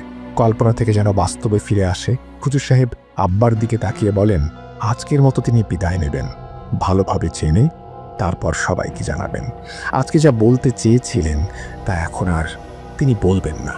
কোনো কিছু করতে না পারার জন্য মাথা নিচু করে ক্ষমা প্রার্থনা করেন তিনি, এবং যাওয়ার আগে সবাইকে অনুরোধ করেন যেন তিনি ফিরে না আসা অবধি কেউ মিষ্টি বউকে কোনো প্রকার বিরক্ত না করে। এই বলে হুজুর চলে যান। পরবর্তী 2 দিন এভাবে কেটে যায়। 3 দিনের মাথায় হুজুর সাহেব আসেন আর আব্বাকে জোরে জোরে ডাকতে থাকেন বাড়ির বাইরে থেকেই। আব্বা শেষ সময় বাইরে যাওয়ার জন্য তৈরি হচ্ছিলেন। হুজুর সাহেবের ডাক শুনে তিনি দৌড়ে গেটের কাছে চলে যান। হুজুরকে ভেতরে আসতে বললেও হুজুর ভেতরে আসতে নারাজ। বাধ্য হয়ে আব্বা সেখানে দাঁড়িয়েই হুজুরের কথা শোনেন। ভেতর থেকে আমরা সবাই শ্বাসরুদ্ধ করে এই দৃশ্য দেখছিলাম। হুজুরের মুখ থেকে থেকে কখনো জ্বলে উঠছিল, কখনো পপ করে নিভে যাচ্ছিল। কিছু পরেই দেখলাম হুজুরকে দ্রুত পায়ে বড় রাস্তায় উঠে যেতে, আর আব্বা এক হতাশায় ভরা ভঙ্গুর মানুষের মতো মাথা নিচু করে ভগ্ন পায়ে ঘরে এসে বসেন। তার মুখ দেখে তখন আমরা, এমনকি নানি আম্মাও কিছু জিজ্ঞেস করার সাহস পাননি। পবন চাচা আর আব্বা সেদিন হুজুর চলে যাওয়ার পর সন্ধ্যায় বাসা থেকে বেরিয়ে গিয়েছিলেন। আসতে প্রায় রাত হয়ে গিয়েছিল বেশ। কিছুদিন পর একজন নতুন হুজুরকে নিয়ে পবন চাচা এক বিকেলে বাসায় আসেন। তার সাথে থাকা হুজুরকে চাচা তার ঘরে নিয়ে দেন।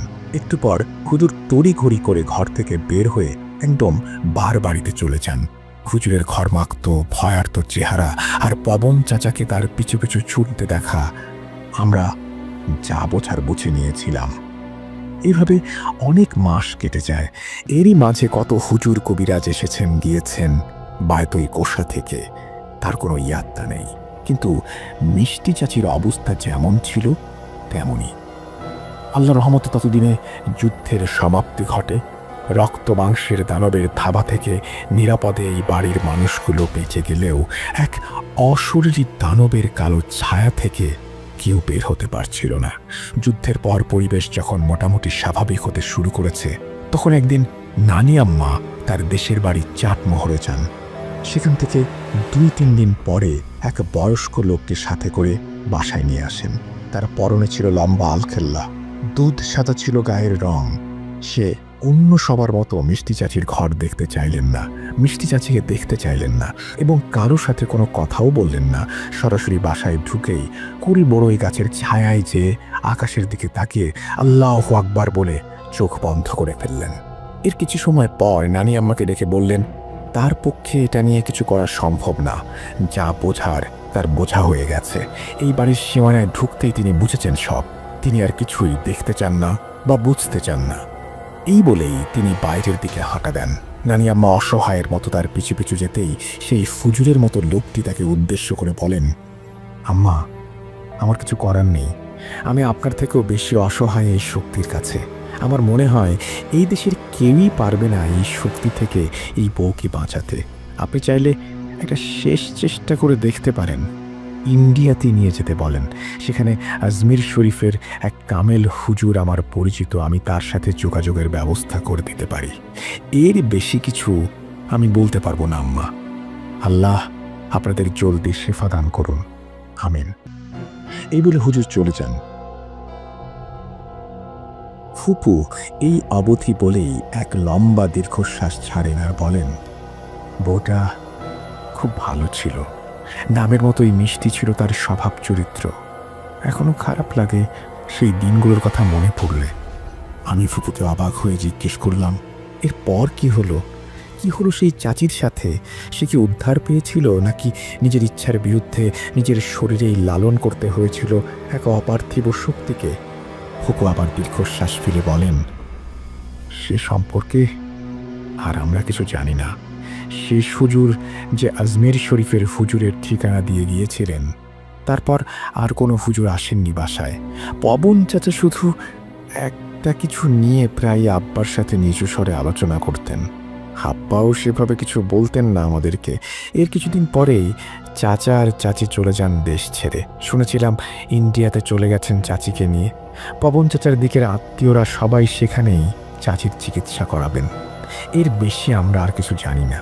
তবে যাওয়ার দিন চাচার মলিন মুখটা আর চাচির অসহায় এক অপরাধীর মতো করে বিদায় নেওয়াটা আজও মনে আছে। প্রিয় লিসেনার্স, আমার ফুপুর কাছে এটুকুই জানতে পেরেছি, শুনেছি। এরপর আমার দাদা অনেক চেষ্টা করেছিল মিষ্টি চাচির খোঁজ নেয়ার, কিন্তু কোনোভাবেই তার খবর পাওয়া যায়নি। পবন চাচার ঠিকানাতেও আর যোগাযোগ করা যায়নি। এরপরই নাকি আমার দাদাকে দেখা যেত মধ্যরাতে উঠে জায়নামাজ বিছিয়ে বসে থাকতে। আমার ফুপুদের ধারণা সেই সময় থেকেই তিনি জিন সাধনা করতেন, তবে অবশ্যই কেউ এটাকে বিরূপভাবে দেখবেন না। আমার দাদা অনেক পরহেজগার ছিলেন। অনেক ছোট বয়স থেকেই তিনি 5 ওয়াক্ত নামাজ আদায় করতেন, রোজা রাখতেন। হয়তো মানুষ হয়ে আরেকটি মানুষকে রক্ষা করতে না পারার অসহায়ত্ব থেকেই তিনি এই কাজটি করতে চেয়েছিলেন। কিন্তু মিষ্টি চাচিকে সাহায্য করতে না পারলেও তার সেই উদ্দেশ্য যে কতটা নেক ছিল এর ফল অনেক দিন পর আমরা পেয়েছি। সে অন্য আরেক ঘটনা আমি পরে শেয়ার করব। মিষ্টি চাচি এই ঘটনাটি এখানেই শেষ, কিন্তু শেষ হয়েও স্মৃতিতে এখনও যেন তার রেশ রয়ে গেছে। একটা প্রশ্ন থেকে গেছে সেদিন এই ঘটনার সাথে সম্পৃক্ত মানুষগুলোর, আর আজ যারা শুনলেন তাদের মনেও একই প্রশ্নের উদয় হবে, কি হলো চাচির? সে কি সুস্থ হয়ে তার নিজের মানুষটার কাছে ফিরে আসতে পেরেছিল, নাকি তিলে তিলে এক অসর্ষী দানবের কাছে পরাজিত হয়েছিল, হারিয়ে ফেলেছিল নিজের সত্তা? এই প্রশ্নের উত্তর তো আমার কাছে নেই, তবে সেদিন হুজুর সাহেব আব্বাকে যা বলেছিলেন তা আমি এখন বলতে যাচ্ছি। ঘটনার একদম শেষ অংশে চলে যাচ্ছি সেই বিকেলে আব্বা আর হুজুর সাহেবের কাছে। বলছেন, হুজুর সাহেব, এনোস, এই মেয়েকে আমার পক্ষে ঠিক করা সম্ভব না। শুধু আমি কেন, এই অত্র এলাকার বা এর বাইরের কেউ ঠিক করতে পারবে না। আমি আমার সারা জীবনের সমস্ত নেক আমল লাগিয়েও এত শক্তি আর এত কামেল হতে পারবো না। এই জিন অনেক শক্তিশালী, এদের শক্তি এদের নামের সাথে সম্পৃক্ত। এই জাতি অনেক শক্তিশালী, এর সাথে একটু বাড়াবাড়ি করলে আমার আর আমার অনাগত 14 পুরুষের ধ্বংস নিশ্চিত করে ছাড়বে এই জিনের সাথীরা। এতটাই শক্তিশালী এই জিনের জাতি, আমার ক্ষুদ্র জ্ঞান দিয়ে এর সাথে মোকাবেলা করা সম্ভব না। এদের বংশ অনেক কামেল, আল্লাহর খাস বান্দা, কিন্তু এই জিন যেটা করেছে সেটা অন্যায়। এর শাস্তি আল্লাহ তাকে দেবে, কিন্তু আমার একে মোকাবেলা করার ক্ষমতা নেই। আমি আর তুমি, আমরা সবাই শুধু যেটুকু পারি তা হলো আল্লাহর কাছে দোয়া করতে। এই জিন এই মেয়েকে কখনোই ছাড়বে না। যেহেতু মিষ্টি নামাজ আর আল্লাহর কালাম সম্পর্কে একেবারে গাফেল ছিল, তাই এর জন্য খুব সহজ হয়েছে একেবারে মিষ্টিকে আয়ত্ত করে ফেলাটা। আমি খুবই অসহায় তোমার কাছে এই কথাগুলো বলতে, যে এর বেশি কিছু আমার বলারও নেই। চাইলে তুমি মনের শান্তির জন্য অন্য জায়গায় চেষ্টা করে দেখতে পারো। এই ছিল কথোপকথন আমার দাদা আর হুজুর সাহেবের। আমার ফুপু আমাকে যতটুকু বলেছিল আমি ততটুকুই লিখেছি। হয়তো অনেকের কাছে এটা নিছক কল্পনা, বানোয়াট মনে হতে পারে, অনেকের কাছে কিছুই না মনে হতে পারে, কিন্তু ছোট্ট করে একটা কথাই বলবো, যার সাথে ঘটে তারাই বুঝে এই অনুভূতিটা কেমন। আমি আমার ফুপুর চোখ মুখ সেই সময় দেখেছি, ঘটনা বলার সময় নিজের মধ্যে আবার নতুন করে অনুভব করতে দেখেছি, রোমাঞ্চিত হতে দেখেছি। তবু আমি আবার বলছি, আমরা এই ছোট্ট পৃথিবীর বাসিন্দা হয়েও আজ আমাদের কত অর্জনের, আবিষ্কারের অহংকার, কিন্তু আদতে কি আমরা সবটা আবিষ্কার করতে পেরেছি? সেটা কি আদৌ সম্ভব? অথচ এর বাইরেও রয়ে গেছে কত শত সহস্র বছরের পুরাতন এমন অনেক কিছু, যা এই পৃথিবীর মতোই পুরনো আর রহস্যে ঘেরা। আমি আমার ফুপির কাছে যতটা শুনেছি, আমার জ্ঞান দিয়ে ততটুকুই গুছিয়ে লেখার চেষ্টা করেছি, কিন্তু আমার ক্ষুদ্র জ্ঞানে অনেক ভুল ত্রুটি হতে পারে। আপনারা ক্ষমা সুন্দর দৃষ্টিতে দেখবেন, এই অনুরোধ করছি। আর বলবো, বিশ্বাস করা বা না করাটা একান্তই আপনার ব্যাপার। সবশেষে রাসেল ভাইকে অনেক ধন্যবাদ আমার লেখাটি কষ্ট করে পড়ার জন্য।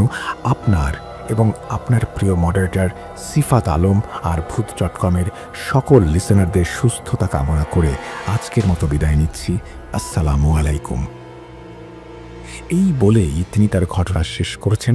আশা করছি এই ঘটনাটি আপনাদের ভালো লেগেছে। চমৎকার একটি ঘটনা, এবং আমি কষ্ট করে পড়েছি এই কথাটি বলবেন না, বরং আপনাকে আমার ধন্যবাদ জানানো উচিত, কারণ আপনি এই লম্বা ঘটনাটি অনেক কষ্ট করে লিখেছেন। আপনি আমাদের কৃতজ্ঞতা গ্রহণ করুন, এবং আশা করছি ভবিষ্যতেও আপনি আরও একটা ঘটনা পাঠাতে চেয়েছেন। আপনার দাদা কিভাবে অন্যদের উপকার করেছেন সম্ভবত সেই সম্পর্কে, সেটাও আমরা জানতে চাই, সেটা লিখে পাঠাবেন।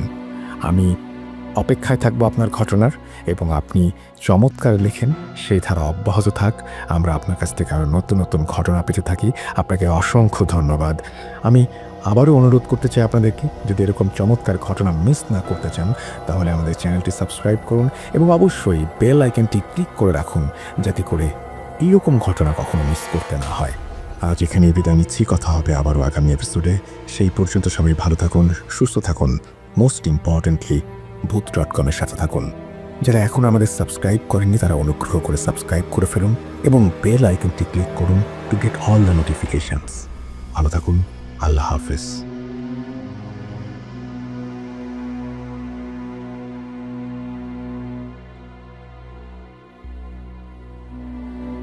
Big.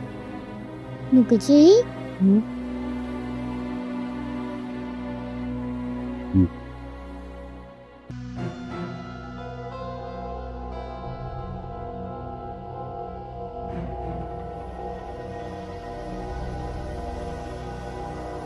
Hood.com. The fear returns with Russell. Welcome back. আপনাদের সবাইকে স্বাগত জানাচ্ছি, আমি রাসেল। আশা করছি আপনারা সবাই ভালো আছেন, ভালোর দলে আছেন। আমিও ভালো আছি আর ভালোর দলে আছি। কথা না বাড়িয়ে আমরা সরাসরি চলে যাব একটা অডিও ক্লিপ, বলবো না এটাকে, বরং একটা ইমেইলে। তবে ইমেলটি আমি পড়িনি, পড়েছেন আমাদের সঙ্গে কাজ করেন এমন একজন। আপনারা কণ্ঠ শুনেই বুঝে যাবেন। চলুন কথা না বাড়িয়ে সরাসরি চলে যাই এই ঘটনায়। আসসালামু আলাইকুম রাসেল ভাই, আশা করি আপনি ভালো আছেন, ভালোর দলে আছেন।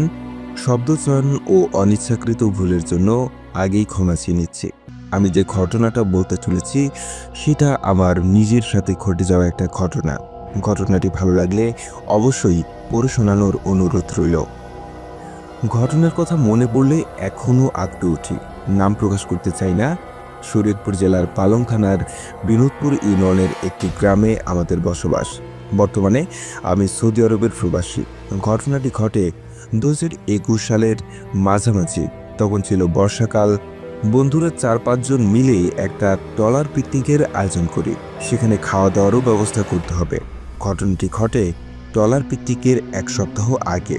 রাতে বন্ধুদের সাথে আড্ডা দিতে দিতে প্রায় 12টা। পিকনিকের বিষয়ে আলোচনা করতেছিলাম। 500 টাকা করে প্রতিজনের টিকিট। পিকনিকের খরচ বাঁচাতে এবং নিজেদের লাভের কথা চিন্তা করতেই হঠাৎ মাথায় একটা কুবুদ্ধি খেলে যায়। পিকনিকের গরু গোস্তর জায়গায় খাসির গোস্ত হলে কেমন হয়। তখন কারোরই বুঝতে বাকি ছিল না কি করতে হবে।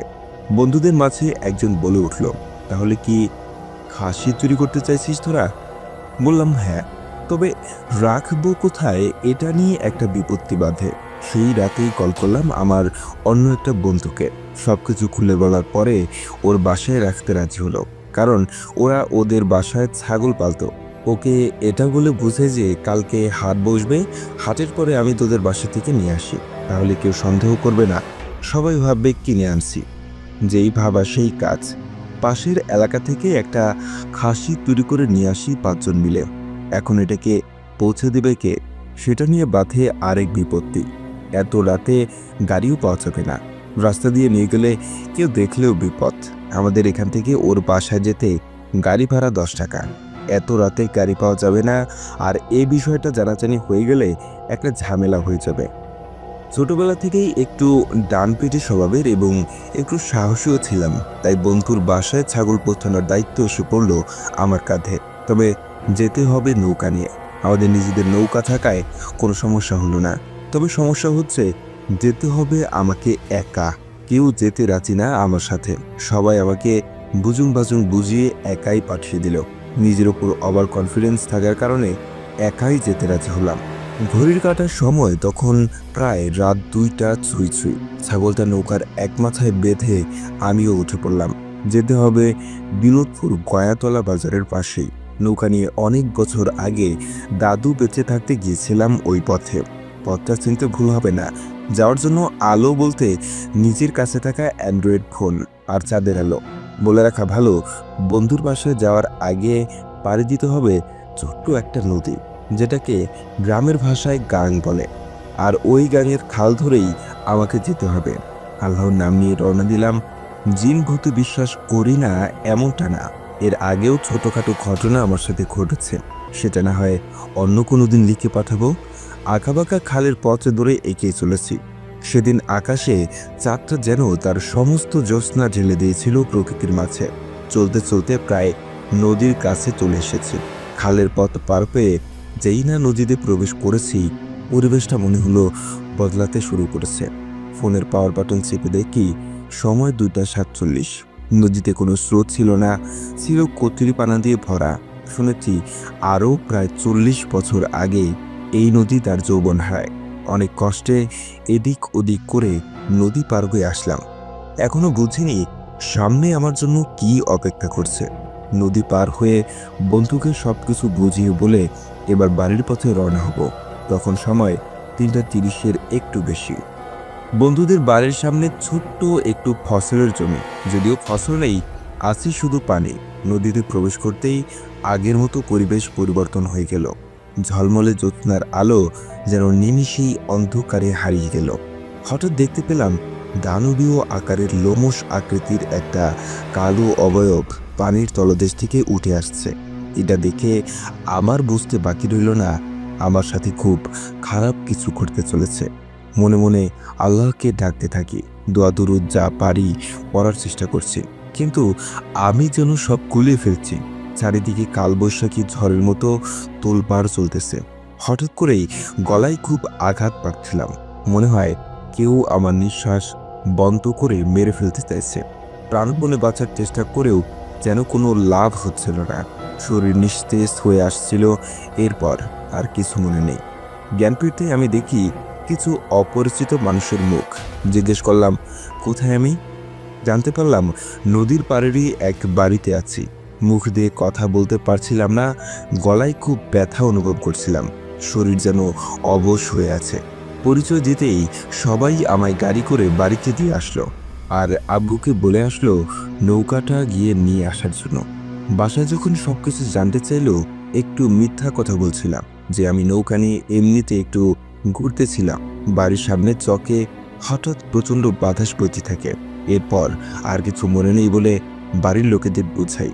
হুজুরকে খবর দিয়ে এনে ঝাড়ফুঁক দেওয়া হয়। রাতে অনেক জ্বর হয় আমার। সবাই খুব চিন্তায় পড়ে যায়। আমি নাকি ঘরে থাকতেছিলাম না, কে যেন আমাকে টেনে ঘরের বাইরে নিয়ে যাওয়ার চেষ্টা করে। সেই রাতেই হুজুরকে খবর দিয়ে আনা হয়। হুজুর বলে কালকের রাতে এর ব্যবস্থা করা হবে। এই বলে ঝাড়ফুঁক দিয়ে আর কিছু জিনিসের একটা লিস্ট লিখে দিয়ে হুজুর চলে যায়। পরের দিন রাতে আমার উপরে ওই জিনকে হাজির করা হয়। ওই জিন যা বলল তা শুনে সবাই রীতিমতো অবাক। আমি যখন ওই নদী পার হচ্ছিলাম, তখন নাকি আমার লগির নিচে পড়ে ওই জিনের ছোট্ট বাচ্চা মারা যায়। লগি হচ্ছে বাঁশ দিয়ে বানানো নৌকা চালানোর সরঞ্জাম, তাই জীবনের বদলে জীবন। আমাকে মেরে তার বাচ্চার মৃত্যুর প্রতিশোধ নেবে। সেদিন নাকি ফজরের আজান যাওয়ার কারণে কোনো ক্ষতি করতে পারে নাই। এরপরে ওই জিনকে অনেক ভয় দেখিয়ে আমাকে ছেড়ে দেওয়ার জন্য রাজি করানো হয়। আর রাজি হয়, তবে তাকে একটা কালো খাসি দিলে সে চলে যাবে বলে প্রতিশ্রুতি দেয় এবং বলে আগামী অমাবস্যার রাতে ওই খাসিটাকে নদীর পাড়ে নির্দিষ্ট একটা সেকরা গাছের নিচে রেখে আসতে, আর আসার সময় পিছনের দিকে না তাকাতে। আর ওই খাসিটা যেন আমি গিয়ে রেখে আসি। তবে জিনটা অভয় দিয়েছিল পিছনের দিকে না তাকালে কোনো ক্ষতি করবে না। তবু হুজুর আমার সাথে যায়। হুজুর কিছুটা দূরে দাঁড়িয়েছিল, আর আমি গিয়ে ছাগলটাকে ওই ছ্যাকরা গাছের নিচে রেখে আসি। আসার সময় মনে হচ্ছিল ছাগলটাকে কিছু একটা জীবন্ত চিবিয়ে খাচ্ছে। অনেকটা ভয়ে ভয়েই সেদিন বাসায় ফিরি। আলহামদুলিল্লাহ, এরপর এখনও আর কোনো সমস্যা হয়নি আল্লাহর রহমতে। আশা করি ঘটনাটা ভালো লেগেছে। যদি ভালো লেগে থাকে অবশ্যই পড়ে শোনাবেন। ভালো থাকবেন রাসেল ভাই। ভূত.com দীর্ঘজীবী হোক এই কামনাই করি।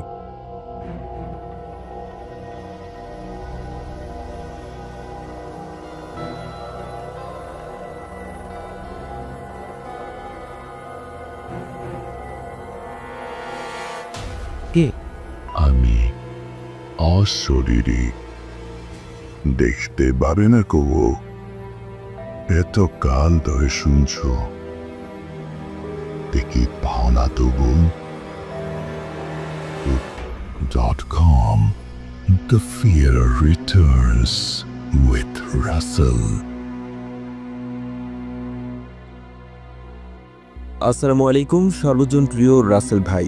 শত ব্যস্ততার আধারের বুক চিরে আবারও ভূত.com-এর প্রতি আদিম আকর্ষণ এবং আমার জীবনসঙ্গীর বিশেষ অনুরোধে 2 কলম লিখলাম। ভালো লাগলে পড়ে শোনানোর বিশেষ অনুরোধ রইল। ভূত.com-এ এটি আমার দ্বিতীয় ঘটনা।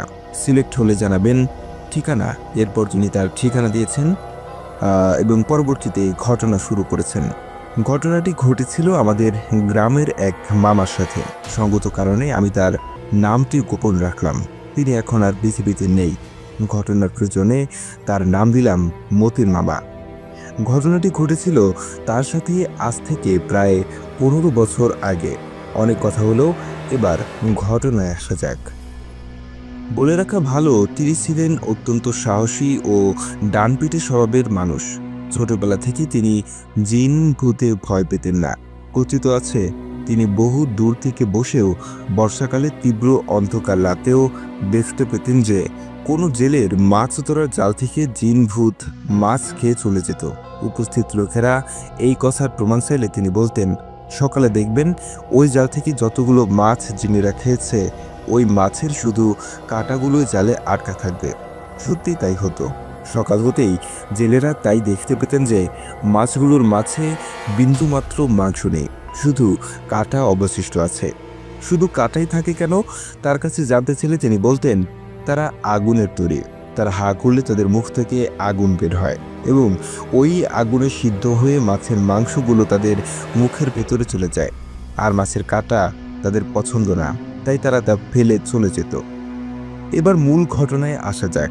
মতি মামা ছিলেন একজন কৃষকের সন্তান। জীবন জীবিকার তাগিদে তিনি কৃষিকাজের সাথে সংযুক্ত ছিলেন। তিনি প্রায় সময় রাতে কোন দিয়ে সেচে বিল থেকে কৃষি জমিতে পানি দিতেন। কোন হলো আমাদের গ্রামের সেচের এক ধরনের বিশেষ যন্ত্রের নাম, যা আজ কালের বিবর্তনে প্রায় বিলুপ্তির পথে। এমনই এক রাতে তিনি জমিতে কোন দিয়ে সেচ দিচ্ছিলেন। বলে রাখা ভালো রাসেল ভাই, তিনি প্রতিবারই সেচে দেওয়ার সময় একটা বালতি বা বল ভর্তি করে পচা ভাত তরকারি নিয়ে যেতেন। ওই বিলটিতে যেখান থেকে তিনি কৃষি জমিতে সেচ দিতেন, খাবারগুলো জিন পিশাচের বাচ্চাদেরকে দিতেন। বলে রাখা ভালো, তিনি জিনও সাধন করতেন। জ্যোৎস্না রাত, চারিদিকে ফাল্গুনের হাওয়া বইছে। এমনকি এক রাতে তিনি কোন দিয়ে জমিতে সেচ দিচ্ছিলেন। ঘটনা বোঝার সুবিধার্থে আমি তার জবানিতে লিখলাম। বুঝলে মাফ করবেন, বলছেন মতিন মামা। সেচ দেওয়ার সময় খেয়াল করলাম হঠাৎই কোনটা অন্য সময়ের তুলনায় বেশ ভারী মনে হচ্ছে।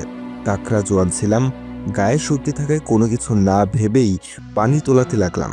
চাঁদের আলোয় হঠাৎ আমার চোখে পড়ল কোণের মাথায় একটা সুন্দরী মেয়ে বসে আছে। এই মেয়েটার কপালে বড় লাল টিপ, হাতে সাদা রঙের মোটা লাল চুড়ি। মনে হলো মেয়েটা সনাতন ধর্মের হবে। বুঝতে বাকি রইল না এটা জিন।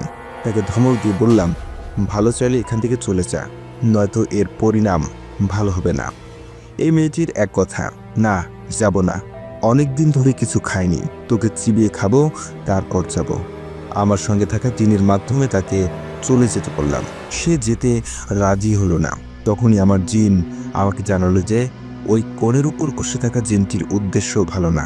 আপনাকে মারার জন্য সে সুদূর ভারত থেকে এসেছে। আমার পালিত জিনকে তার সাথে লড়াই করতে বললাম। সে করুণ স্বরে বলল, মালিক, সে আমার থেকে অনেক শক্তিশালী, তার সাথে আমি পারবো না বলে সে আমায় সালাম দিয়ে চলে গেল। অনেকবার বলার পরও সেই মেয়ে আকৃতির জিনটি যেতে রাজি হলো না। তারপর দোয়া পড়া পানি তার দিকে ছুঁড়ে মারতেই সে বিকট চিৎকার করে আমার গলায় তার ভয়ঙ্কর হাত দিয়ে আমার গলা চেপে ফেলল। রাসেল ভাই, হাতটা ছিল এমন, সমগ্র হাত বড় বড় লোমে ভরা, ছোট বিড়ালের বাচ্চাদের মতো নরম তার হাত। রাসেল ভাই, বলে রাখা ভালো, আমার কোমরে জামার আস্তেনে সবসময় রাতে একটা চুড়ি রাখতাম। জোরে আল্লাহর নাম দিয়ে ওই চুড়িটা তার দিকে ছুঁড়ে মারতেই বিকট শব্দ করে সে কোণের মাথা থেকে ছিটকে মাটিতে লুটিয়ে পড়ল। ওই জিনটির দেহ থেকে প্রচুর রক্ত বের হতে লাগলো। তখন হঠাৎই খেয়াল করলাম পশ্চিম দিক থেকে বেশ বড় বড় জোব্বা পরা কয়েকজন লোক আমার দিকে দৌড়ে আসছে।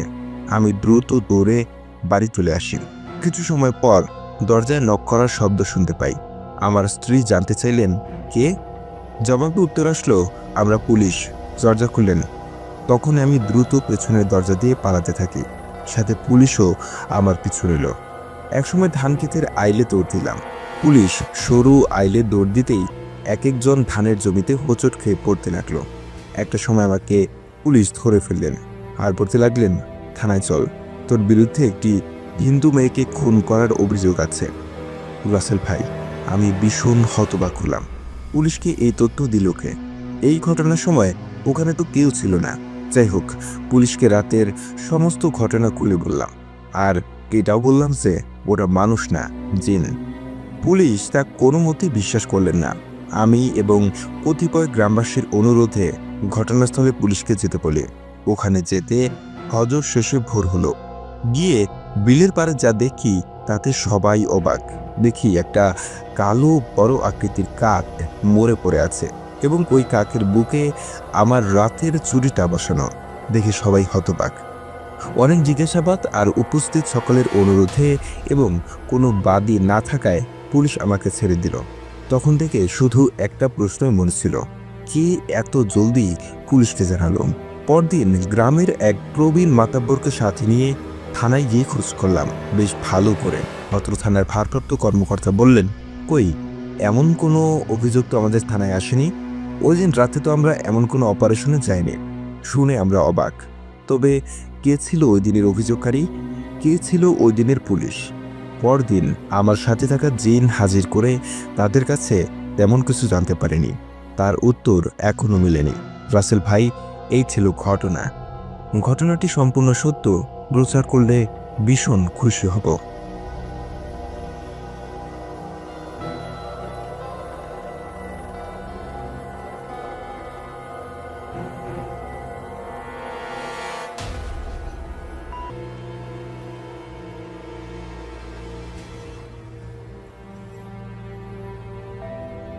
লুকোচুরি খেলবে? কিন্তু চুরি তুমি লুকাও, আমি ঠিকই তোমাকে খুঁজে পাবো।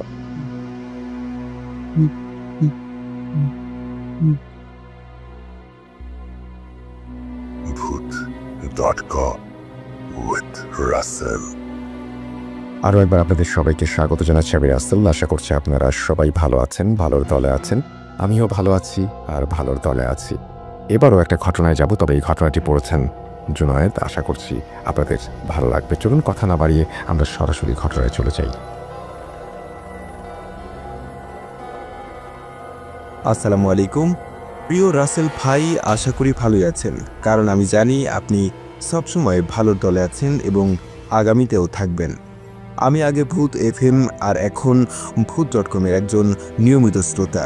ভাই, আমি সারাদিন কাজ করি, সেজন্য লাইভে কখনো শোনা হয় না, কারণ সারাদিনের পরিশ্রমের কারণে রাত জাগতে পারি না। বাট আমি আপনার সবগুলো এপিসোড ডাউনলোড করে সারাদিন কাজ করি আর কানে হেডফোন লাগিয়ে এপিসোডগুলো শুনি। ভাই, আমার কাছে অনেক ছোট্ট একটি ঘটনা আছে, আর সেই ঘটনাটি আমার নিজের সাথে ঘটা। ঘটনাটি ঘটেছিল 3 মাস আগে। তো যাই হোক, আমি ঘটনায় যাচ্ছি, তবে যাওয়ার আগে সকল লিসেনার এবং রাসেল ভাইয়ের কাছে অনুরোধ, লেখায় কোনো ভুল ত্রুটি হলে ক্ষমা সুন্দর দৃষ্টিতে দেখবেন, কারণ Voot.com-এ এটাই আমার প্রথম পাঠানো ঘটনা। এর আগে কখনো ইমেল লিখিনি, তাই যদি ভুল ত্রুটি হয় সবার কাছে ক্ষমা চেয়ে নিচ্ছি। রাসেল ভাই, আমি কুমিল্লা জেলায় মুরাদনগর থানার দারানিপাড়া নামক গ্রামে অবস্থিত একটি টিস্যু ফ্যাক্টরিতে কাজ করি। সঙ্গত কারণে আমি ফ্যাক্টরির নাম বলতে চাচ্ছি না। ভাই, আমার বাসা কুমিল্লা জেলার চান্দিনা থানার তীরচর নামক একটি গ্রামে অবস্থিত। আমার বাড়ি ও আমার কর্মস্থান পাশাপাশি 5 মিনিটের রাস্তা। তাই আগে বলে রাখি, আমার বাসা ও কর্মস্থান ঢাকা টু চট্টগ্রাম হাইওয়ে রাস্তার পাশে অবস্থিত। রাস্তার 2 পাশের গ্রাম 2 থানায় অবস্থিত। তো আমি যে রাস্তা দিয়ে আমার কর্মস্থানে যাই, সেখানে একটি অনেক বড় বট গাছ আছে, যা কিনা যুদ্ধের আগের। এই গাছ নিয়ে আমার আব্বুর মুখ থেকে অনেক ঘটনা শুনেছি, যার সময় পেলে আরেকদিন লিখে পাঠাবো। ভাই, আমার কর্মসময় সকাল 7টা থেকে সন্ধ্যা 7টা পর্যন্ত। তো একদিন সন্ধ্যায় আমার কাজ শেষ করে বাড়িতে যাই আর আমার স্ত্রীকে বলি গোসল করব, কাপড় নিয়ে টিউবওয়েলে আসতে। তখন আমি আমার গায়ের টি শার্ট খুলে হাত মুখ ধুচ্ছি আর স্ত্রী কাপড় নিয়ে এসে আমার দিকে তাকিয়ে বলছে, কাজ করার সময় কি কোনো ব্যথা পেয়েছো নাকি? বুকের ওপরটা এরকম লাল হয়ে আছে কেন? তখন আমি তাকিয়ে দেখি সত্যি তো, এটা কিভাবে হলো, বাট কখনো আমি বুঝতে পারিনি। আর তখন ব্যাপারটা এত গুরুত্ব দিইনি এবং ভুলে যাই। তো একদিন দুপুরবেলা ফ্যাক্টরি বন্ধ থাকায় বাড়ির উঠোনে বসে আছি কাপড়হীন উদাম শরীর নিয়ে। তখন আমার এক চাচা আমার দিকে তাকিয়ে বলল, কিরে, কারোর সাথে ঝগড়া করেছিস নাকি? তোর বুকের উপর এত বড় হাতের ছাপ কেন? কে মেরেছে তোকে? তখন আমি চাচাকে বললাম, কই না তো, কারোর সাথেই তো ঝগড়া করিনি। বলে বুকের দিকে তাকাতেই অবাক হয়ে গেলাম। এত বড় একটা হাতের ছাপ আমার বুকের উপর কিভাবে? আমি তো কারোর সাথে ঝগড়া করিনি। আর 7-5 ভাবতে ভাবতে আবারও ব্যাপারটা ভুলে যাই। রাসেল ভাই, তার 2 দিন পর আমি খেয়াল করলাম যে হাতের ছাপের অংশটুকু পুড়ে ঝলসে যাচ্ছে আর চামড়াগুলো উঠে যাচ্ছে। তখন আমি এই বিষয় নিয়ে খুবই চিন্তিত হয়ে গেলাম। আর তখন আম্মুকে বিষয়টি জানালাম। তখন আম্মু আমাকে বলে যে বিষয়টি স্বাভাবিক কিছু হবে না, তুই বড় হুজুরের কাছে যা, গিয়ে হুজুরকে হাতের ছাপটা দেখা। ভাই, আমাদের পার্শ্ববর্তী এলাকায় দারানিপাড়ায় একটি এতিমখানা আছে, আর এতিমখানার বড় হুজুরের সাথে আমার খুবই ভালো সম্পর্ক। তখন আমি আম্মুর কথা মতো হুজুরের কাছে যাই, গিয়ে হুজুরকে বিষয়টি খুলে বলি। তখন হুজুর ছাপটি দেখার পরপরই হুজুর বলে উঠল যে এটা তো জিনের হাতের ছাপ, আর এই হাতের ছাপটা ছিল স্বাভাবিক হাতের চাইতে অনেক বড়, আর হাতের বুড়ো আঙুলটা ওই আঙুলগুলোর প্রায় কাছাকাছি লম্বা। জিনেদের হাত নাকি এরকমই হয়, তাদের হাতের আঙুলের মধ্যে বুড়ো আঙুলটাও ওই আঙুলগুলোর মতো নাকি লম্বা হয়। আর বিষয়টা আমি ভালো করে মিলিয়ে দেখলাম, সত্যি তো বুড়ো আঙুলটা অনেক লম্বা, প্রায় ওইগুলোর সমান। হুজুর আমাকে সব বুঝিয়ে বলল। রাসেল ভাই, কথাটি শোনার পর আমি খুবই ভয় পেয়ে যাই আর হুজুরকে বলি, হুজুর কোনো সমস্যা হবে কি না, কিছু একটা করেন হুজুর। তখন হুজুর আমাকে একটা সময়ের কথা বলে দিল ওনার কাছে আসার জন্য। আমি বাড়িতে চলে আসি, এসে আম্মুকে সব ঘটনা খুলে বলি। তখন পাশে আমার এক চাচাতো বোন ছিল, তিনি এসব ঘটনা শুনলেন। তখন আম্মু জিজ্ঞাসা করলেন যে হুজুরকে কিছু বলেনি। আমি আম্মুকে হুজুরের দেওয়া সময়টার কথা জানালাম। সেটা শুনে আমার চাচাতো বোন বলল, তুই হুজুরের কাছে না গিয়ে, সর্নিশা একটি অন্ধ হুজুর থাকে, ওইখানে সবাই যায়, ওনার কাছে সবাই উপকার পায়, সকল ধরনের চিকিৎসা উনি জিনদের মাধ্যমে করে, তুই ওখানে চলে যা। ওই আব্বুর কথা শুনে আম্মু রাজি হয়ে গেল আমাকে সর্নিশা হুজুরের কাছে নিয়ে যাওয়ার জন্য। এরপর আমরা রওনা দিলাম ওই অন্ধ হুজুরের বাড়ির উদ্দেশ্যে। গিয়ে দেখলাম অনেক মানুষ ভিড় করে আছে, সিরিয়াল নাম্বার বসাচ্ছে। তখন আমিও আমার সিরিয়াল নাম্বারটা খাতায় বসিয়ে দিলাম আর অপেক্ষা করতে লাগলাম কখন আমার সিরিয়াল আসবে। অবশেষে আমার সিরিয়াল চলে আসলো। আসার পর আমি হুজুরের কাছে গিয়ে বসলাম। বসে আমার বুকের উপর হাতের ছাপের কথাটা বলতে লাগলাম। কিছু বলার পর উনি আমাকে থামিয়ে দিয়ে বলল, আর বলতে হবে না, আমি বুঝে গেছি কি হয়েছে বিষয়টা। তখন দেখলাম উনি ওনার হাতে থাকা স্টিলের গ্লাস আর একটা ধান কাটার কাছে নিল, নিয়ে ওই কাছের গোড়া দিয়ে গ্লাসের ভিতরে কি যেন খোঁচাতে লাগলো জোরে জোরে, আর কি যেন বলছিল। একটু পর উনি আমার উদ্দেশ্য করে বলছে, তোমার বুকের উপর হাতের ছাপটা ওটা স্বাভাবিক কোনো হাতের ছাপ না, এটা একটা জিনের হাতের ছাপ। ওই দিন সন্ধ্যায় তুমি যে রাস্তা দিয়ে বাড়ি ফিরছিলে, ঠিক তখনই ওই রাস্তা ধরে জিনটা যাচ্ছিল তার নিজ গন্তব্যে। তুমি তখন তার সামনে পড়ে গিয়েছিলে, তখন সে হাত দিয়ে তোমাকে ওর সামনে থেকে সরিয়ে দিয়েছে, যা তুমি বুঝতেই পারোনি। ওই দিনটা ভালো ছিল, তাই সে তোমার কোনো ক্ষতি না করে তোমাকে রাস্তা থেকে সরিয়ে দিয়ে চলে গেছে। আর তোমার বুকের উপর ছাপের অংশটুকু পুড়ে যাওয়ার কারণ, জিনেরা তো আগুনের তৈরি, তাই ওই হাতের ছাপের অংশটুকু পুড়ে যাচ্ছে। তখন তিনি বলেন, যাই হোক, আর কোনো সমস্যা হবে না, আমি বিষয়টা দেখব, তবে তুমি টাইম মেনটেন করে চলো। আর তিনি আমাকে পানি পড়া ও তেল পড়া দিল, সাথে একটি তাবিজ দিল, আর হাদিয়া হিসেবে 800 টাকা নিল। এখানে একটা মজার বিষয় হলো ভাইয়া, আমার আগে যে মহিলাকে হুজুর দেখেছিল, ওই মহিলা হুজুরের হাদিয়া নিয়ে দামাদামি করছিল, মানে উনি চাচ্ছিল কম দেওয়ার জন্য, আর হুজুর না করছে। পরে হুজুর বলল, আমাকে তুমি ঠকিয়ে লাভ নেই, এই টাকা আমার না, এই টাকা যাদের আমি তাদের দিয়ে দেবো, তুমি আমাকে কম দিও না। তখন আমি হুজুরের কথাগুলো শুনে অবাক হলাম যে যাদের টাকা তাদের কাছে দিয়ে দিবে মানে? হুজুর কাদের বোঝাচ্ছে? রাসেল ভাই, আমার সাথে আমার একজন মামাও এসেছিল। তখন আমি মামাকে জিজ্ঞেস করলাম, মামা হুজুর এগুলো কি বলছে? তখন মামা বলল, হুজুর এই টাকা দিয়ে ওনার জিনদের নাকি মিষ্টি খাওয়ান, আর রাতে উনি জিনদের মাধ্যমে সবার সমস্যার সমাধান করে থাকেন।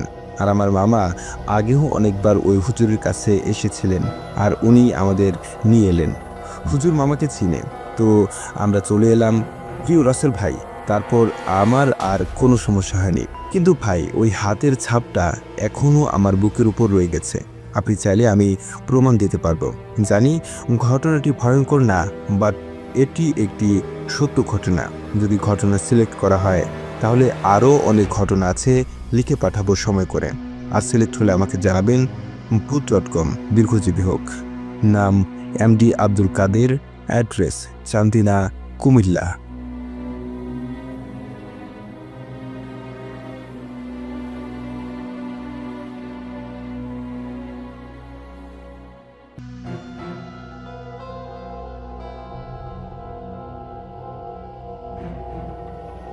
Sabar. Toda. Ama hainal pituri. Kuj. Babia.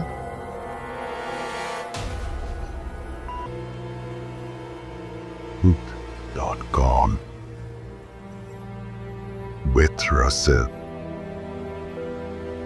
আরও একবার আপনাদের সবাইকে স্বাগত জানাচ্ছি আমি রাসেল। আশা করছি আপনারা সবাই ভালো আছেন, ভালোর দলে আছেন। আমিও ভালো আছি আর ভালোর দলেই আছি। এইবারে একটা অডিও ক্লিপে যাব।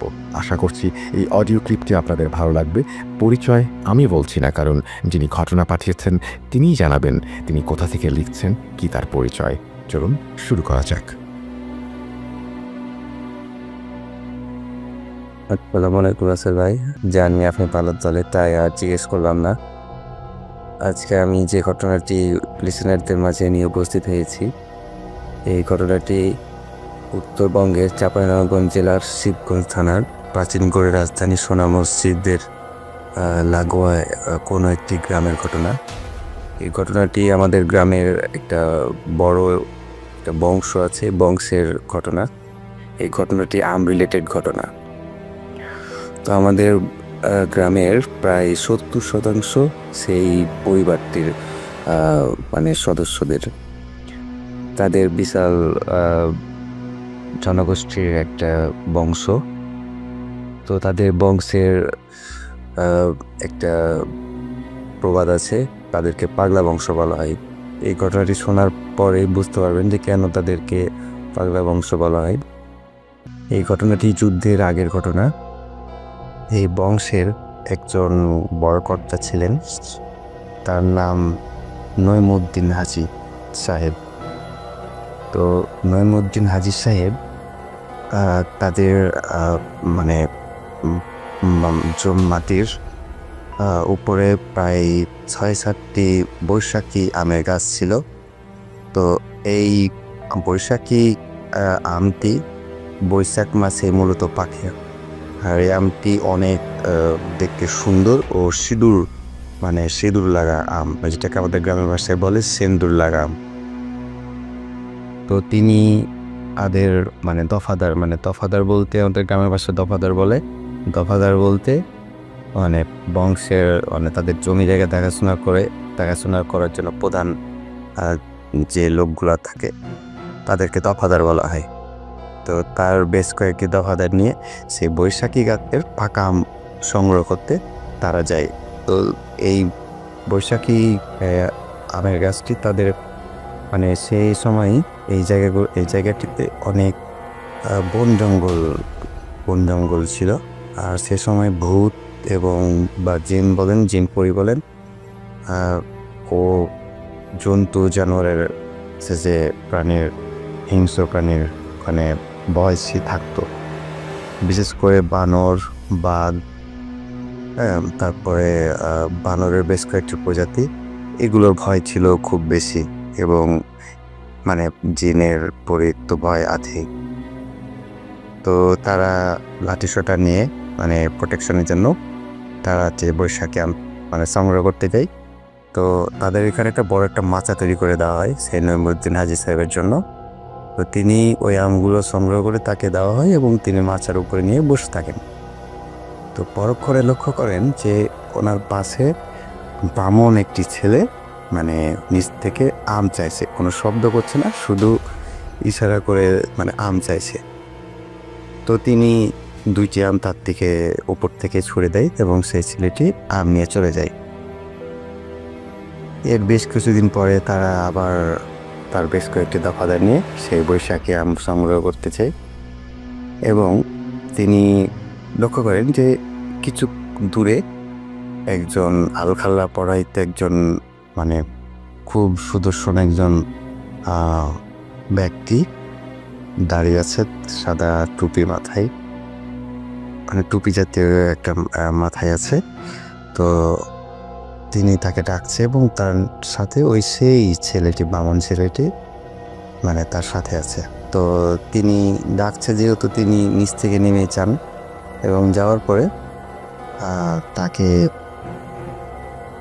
বলা হয় যে আপনাদের কাছে আম হচ্ছে যে আমার ছেলে খেয়েছে, তো তার খুব ভালো লেগেছে, তো আপনি হচ্ছে যে আমাদেরকে যদি আমার ছেলের যে বিয়ে সামনে, তো আপনি যদি আমাদের কিছু আম দিতেন তাহলে আমরা বিয়ের অনুষ্ঠানে সে আমগুলো হচ্ছে যে বরযাত্রীদের মাঝে মানে বিলিয়ে দিতেন বা বরযাত্রীদের খাওয়াতেন, এই রিকোয়েস্ট করার জন্য। তো তার খুব মানে হয় যে মায়া হয় যে যেহেতু তার গাছের আম তেমনি জন্তু জানোয়ার পশু পাখিতেই বেশিরভাগ নষ্ট করে।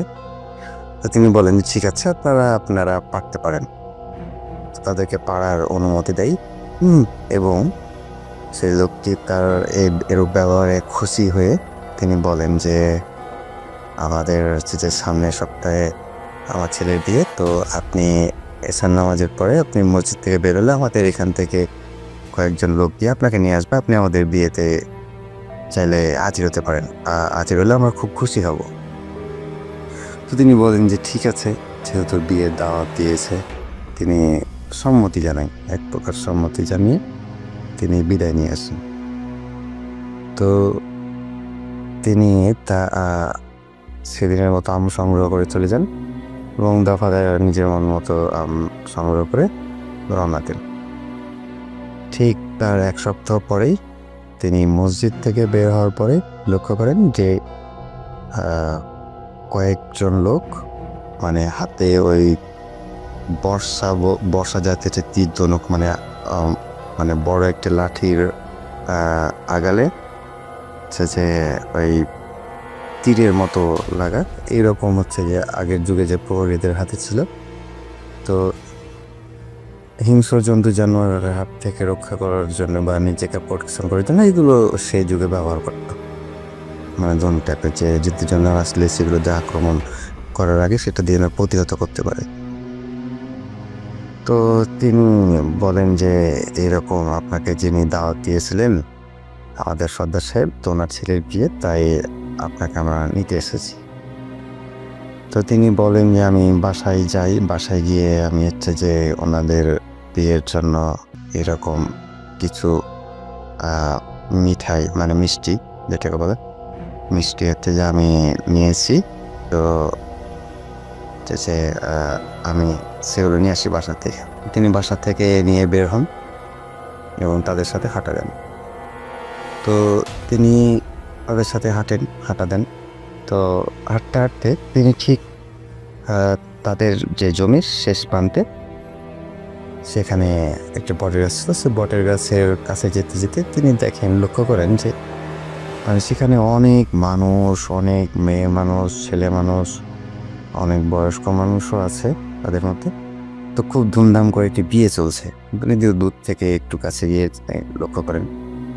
তো তিনি সেখানে গিয়ে উপস্থিত হতে সেই মানে বৃদ্ধ বয়স্ক লোকটি তিনি তার সামনে এসে হাজির হয় এবং তাকে লম্বা একটি সালাম দিয়ে তাকে আপ্যায়ন করেন তো তাকে একটি মাটির না সরি যে ওই খাটলা মানে দড়ির খাটলা, যে দড়ির খাটলাতে মানে খাটের দড়ি দিয়ে যে খাট বানানো হয় ছোট্ট বসার জন্য, সেরকম একটা খাটে তিনি তাকে বসতে দেওয়া হয়। তিনি ওখানে বসেন এবং তারপরে তার সামনে অনেক নিত্য নতুন হচ্ছে যে খাবার তাকে এনে দেওয়া হয়। এবং তিনি লক্ষ্য করেন যে সেই বট গাছ জুড়ে এত রাতের মধ্যে, সে সময় তো ইলেকট্রিসিটি ছিল না, হ্যাচা তারপর হচ্ছে যে মশাল জ্যারাগ এসব লন্ঠন এগুলো এই ব্যবহারের প্রচলন সে সময় ছিল, কিন্তু ইলেকট্রিসিটি সে সময় ছিল না। তো তিনি লক্ষ্য করেন যে অদ্ভুতভাবে সেই জায়গাটি খুব আলোকিত হয়ে আছে, আর এমনভাবে আলোকিত হয়ে যাচ্ছে মানে যে দিনের মতো চকচক করছে সব। কিন্তু তিনি লক্ষ্য করেন সেখানে অনেক মানুষ, এখানে গাছের গোড়ায় হচ্ছে যে একজন বর একজন কনে বসে আছেন, এবং সে বরটি বামন টাইপের এবং মেয়েটিও সে বামন টাইপের। কিন্তু মেয়েটির চুল তার পাশ দিয়ে যেখানে বসে আছেন বসার থেকেও মনে হচ্ছে এত চুল যে মাটিতে গোছা হয়ে হচ্ছে যে পড়ে আছে, মানে এত বড় চুল। সে ছেলেটিও বসে আছে এবং তাদের পাশে মানে অনেক গ্যাঞ্জাম চিল্লা চেঁচামেচি এরকম তো আছে, বিয়ে বাড়ি কামের যেরকম থাকে তার চেয়ে তো বেশি। তো যে যার বাচ্চারা যে যার মতো খেলছে, মেয়েরা অনেক রান্না করছে, কেউ বাসন গোছাচ্ছে, মানে যে যার মতো কাজে ব্যস্ত, তার দিকে তার কোনো লক্ষ্য নেই। তিনি যেখানে এসেছেন তার দিকে কোনো লক্ষ্য নেই, যে যার মতো আনন্দ উল্লাস করছেন। এবং বরকনের পাশে অদ্ভুত ভাষায় যেরকম মানে গ্রামের বিয়েতে বা সাঁতালদের বিয়েতে যেরকম মানে গীত গাওয়া হয় বা এক প্রকার গান যেগুলো মানে বলে মানুষের এমনি গলায় বলা হয়, বলছে তারা এরকম একটা উনি গীত গাইছে আর পাশে দোল তবলা বাজছে। তো তিনি তার কাছে বিষয়টি খুব অদ্ভুত লাগে এবং তিনি লক্ষ্য করেন যে কয়েকজন ছেলে মেয়ে যে খেলাধুলা করছে, কিন্তু খেলাধুলা করতো ছেলেমেয়েরা খেলাধুলা করতে তিনি পড়ে যায়, কেউ হয়তো পড়ে যায় খেলতে খেলতে ছোট বাচ্চারা। তিনি লক্ষ্য করেন যে বাচ্চাগুলো পড়ে যাচ্ছে, সে বাচ্চাগুলো পড়ার পরে মানে কীরকম যেন ভ্যানিস্ট হয়ে যাচ্ছে, আবার কোন দিক থেকে সেই বাচ্চাটি আবার এসে হাজির হচ্ছে এরকম। কেউ কাউকে ধরতে চাইছে, তখন সে আবার ভ্যানিস্ট হয়েছে। তো তখন তার কাছে মানে খটকা লাগে যে এরকম তো বিয়ে সে কোনোদিন দেখেনি বা কোনোদিন শুনেও নি। তখন তিনি বুঝতে পারেন যে তিনি অস্বাভাবিক একটি বিয়ের অনুষ্ঠানে বা অস্বাভাবিক একটা মানে জায়গায় তিনি এসে উপস্থিত হয়েছেন এবং তার ভিতরে অনেক ভয় কাজ করে এবং তিনি মানে এক প্রকার মানে কী করবেন বুঝে উঠতে পারেন না যে সময় আমার কী করা উচিত, পালাবো না কী করব। তো এরকম কথা চিন্তা করতে হতে মোসে আল্লাহ নাম নিতে থাকে। তিনি একজন ধার্মিক নামাজি ও দয়ালু ব্যক্তি ছিলেন এবং তাদের অনেক ধন সম্পত্তি ছিল, অনেক দূর দূরান্ত তাদের ধন সম্পত্তি। তো তিনি মানে এরকম চিন্তা করতে হতে সে বয়স্ক আলখাল্লা পড়া লোকটি তার সামনে এসে হাজির হয় এবং তার সামনে এসে তাকে আশ্বস্ত করেন যে আপনি ভয় পাওয়ার কিছু নেই, আমরা আপনার এই বটের গাছে আপনাদের এই যে মাটির এই যে বটের গাছে আমরা হচ্ছে যেখানে বসবাস করি, এখানে আমাদের একটা মানে পুরো পাড়া বলতে তাদের একটা মহল্লায় মানে চীনেদের বাসা একটা মানে পাড়া একটা মহল্লা এটা তাদের।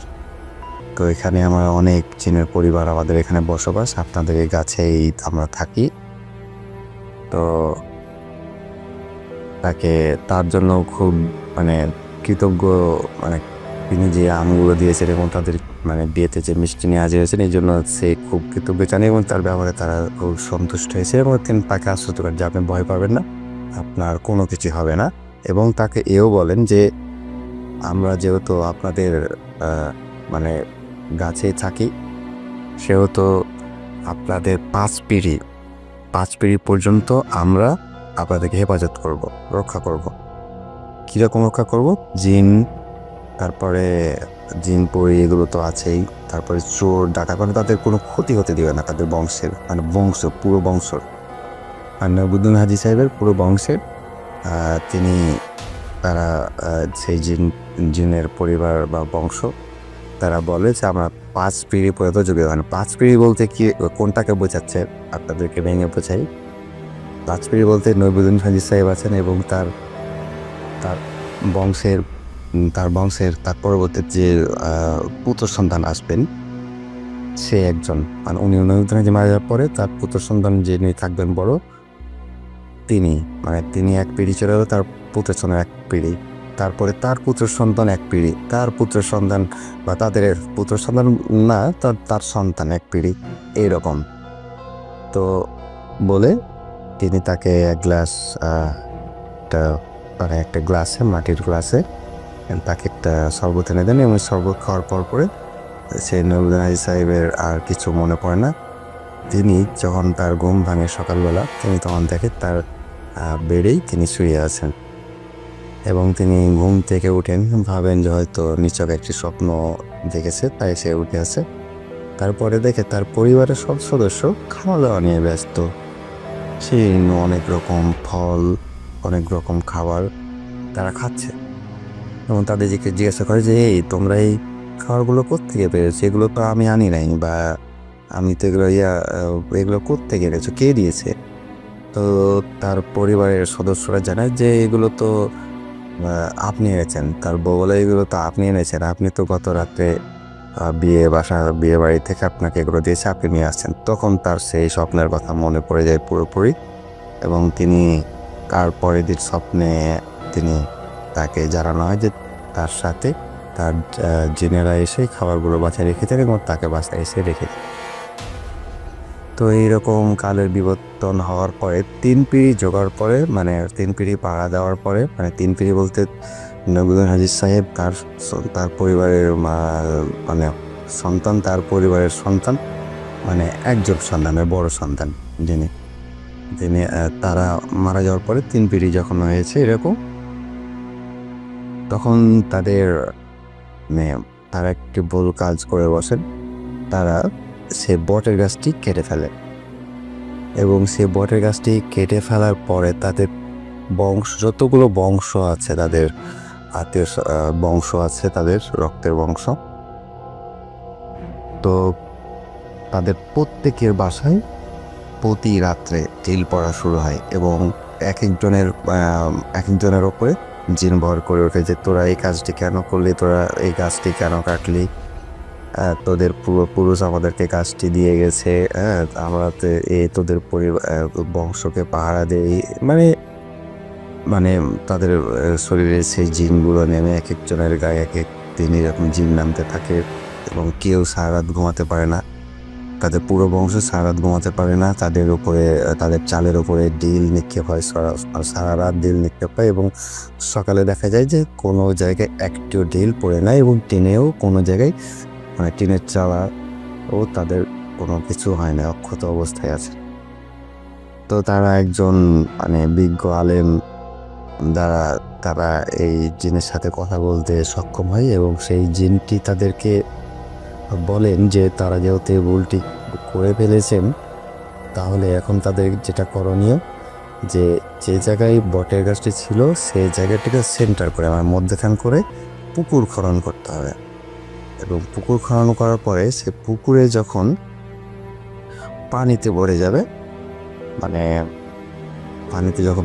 তখন একটি নৌকা তৈরি করে সেই নৌকা নিয়ে গিয়ে সেই মধ্যেখানে সোনার চারাক জ্বালিয়ে রেখে চলে আসতে হবে। তাহলে তাদের এই অভিশাপ থেকে তারা মুক্তি পাবে, তারা যে গাছটি কেটে ভুল করেছে এটা থেকে তাদেরকে ক্ষমা করা হবে। তো তাদের বংশের যারা ছিল সবাই তখন কেউ টাকা দিয়ে, পয়সা দিয়ে, কেউ ধান গম এগুলো দিয়ে, কেউ স্বর্ণ দিয়ে, যাতে স্বর্ণ ছিল তারা স্বর্ণ দিয়ে তারা একটা চারা বানায় এবং সেই বটের গাছটিকে সেন্টার করে তারা একটি বড় একটি পুকুর খনন করে ফেলে এবং পুকুর খনন করার পরেই বর্ষাকালে সে পুকুর পরিপূর্ণ হয় এবং তারা যখন এই সম্মতিটা দেয় তখন থেকে তাদের চালে ডিল পড়া বন্ধ হয়ে যায় এবং এই পুকুর খনন করার পরেই পানিতে যখন পূর্ণ হয় সেই পুকুরটি, তখন তারা একটি নৌকাতে গিয়ে তারা একটি চেরাগ ওখান থেকে চালিয়ে আসে। এবং চেরাগ চালিয়ে আসার পরে তাদের পরিবারের হচ্ছে যে বিলাত একজন সন্তান আছে, তার হচ্ছে যে উপরে জিন হয় এবং তিনি বলেন যে তোরা যে চেরাগটি দিয়েছিস, যে চেরাগটি স্বর্ণের নাই, তোরা স্বর্ণের চেরাগটি তোদের কাছে রেখে দিয়েছিস এবং তোরা হচ্ছে যে ওই পিতলের চেরাগ নিয়ে এসে তোরা আমাদের সাথে ধোঁকাবাজি করেছিস এবং তোরা যে ধোঁকাবাজি করেছিস তোদের এই ফলস্বরূপ তোদের অভিশাপ দিয়ে গেলাম। আর তোদের যেহেতু 5 পিঁড়ি জোগানোর কথা ছিল, পাহারা দেওয়ার কথা ছিল, এখন থেকে সেটাও বাদ, তাদেরকে পাহারা দিতে রাখ। এখন তারপরে তাদেরকে বলা হয় যে তোদের এই অভিশাপ দিয়ে গেলাম যে তোরা যতজন তোদের বংশে এবং যতদিন তোদের ভবিষ্যতে আসবে যত পুরুষ এবং সকলেই পাগল হয়ে মারা যাবে। তো সত্যি তাই হয়, এখন পর্যন্ত ওদের পরিবারের যতজন মারা যায় সবাই মৃত্যুর আগে পাগল হয়ে যায়। পাগল হয়ে যাওয়ার পরে মারা যায়। একজন প্রায় প্রায় জন্মের পর থেকে পাগল, আর কয়েকজন পাগল হয়ে মারা গেছে আমাদের চোখের সামনেই। আর তাদের এই যে পাহারা দেওয়ার কথাটা বলি, যে পাহারা দিত কীভাবে, তারা যখন চোর যখন তাদের বাসায় চুরি করতে আসতো, কেউ হয়তো ছাগল চুরি করতে আসতো বা গরু চুরি করতে আসতো বা কেউ ধান গম চুরি করতে আসতো কুটি থেকে, তো চুরি করার পরে তারা ওইভাবে স্ট্যাচু হয়ে দাঁড়িয়ে থেকে যেত ওইভাবেই সারা রাত। এবং তাদের পরিবারের কেউ যখন একজন নামাজ পড়ার জন্য বা সকালবেলা বা প্রসাব পায়খানা করার জন্য তারা যখন বেরোতো, তখন তারা দেখতো চোর দাঁড়িয়ে আছে এবং তারা যখন দেখতো ভালোভাবে যে হ্যাঁ চোর দাঁড়িয়ে আছে, তখন সেই চোরটি পালাতে শুরু করতো। এবং আবার যখন দেখতো যে দরজার বাইরে চলে আসে, তখন সেই চোর আবার স্ট্যাচু থেকে যেত। এবং সেই লোকটি যখন মানুষজন ডাকার পরে জমা হওয়ার পরে যখন মানুষজন জমা হচ্ছে, তখন সেই চোরটি আবার জিনগুলো সেই চোরটিকে আবার ছেড়ে দিত এবং সেই চোরটি ধরা পড়ে যেত। এভাবে তাদের বংশের পাড়া দিত সেই জিনগুলো। তাদের বংশে কোনো সময় সেই 3 পিঁড়ি কোনো দিনেও চুরি করতে পারেনি, সেই 3 পিঁড়ি পর্যন্ত। এবং তাদের এই বিয়াদবি বা জিনের সাথে ধোঁকাবাজি করার কারণে 5 পিঁড়ি পাড়া দেওয়ার কথা ছিল এবং সেই জিনগুলি ধোঁকাবাজির জন্য 3 পিঁড়ি পাড়া দেয় এবং বাকি 2 পিঁড়ি তারা আর পাড়া দেয়নি। এইভাবে তাদের বংশকে রক্ষা করেছিল। এখন পর্যন্ত রাসেল ভাই তাদের বংশে যতজন মারা যায় সকলে পাগল হয়ে মারা যায়। এগুলো আমাদের সচক্ষে প্রমাণ। এবং এই বংশের গ্রামেই আমাদের বাসা এবং আমাদের গ্রামের অধিকাংশ গ্রামের আশেপাশে বাগান বলেন, ধানের জমি বলেন, সব প্রায় জমি সম্পদ এই বংশটির। তো এই বংশটিকে আমাদের গ্রামে পাগল বংশ বলা হয় বা পাগলা বংশ বলা হয়।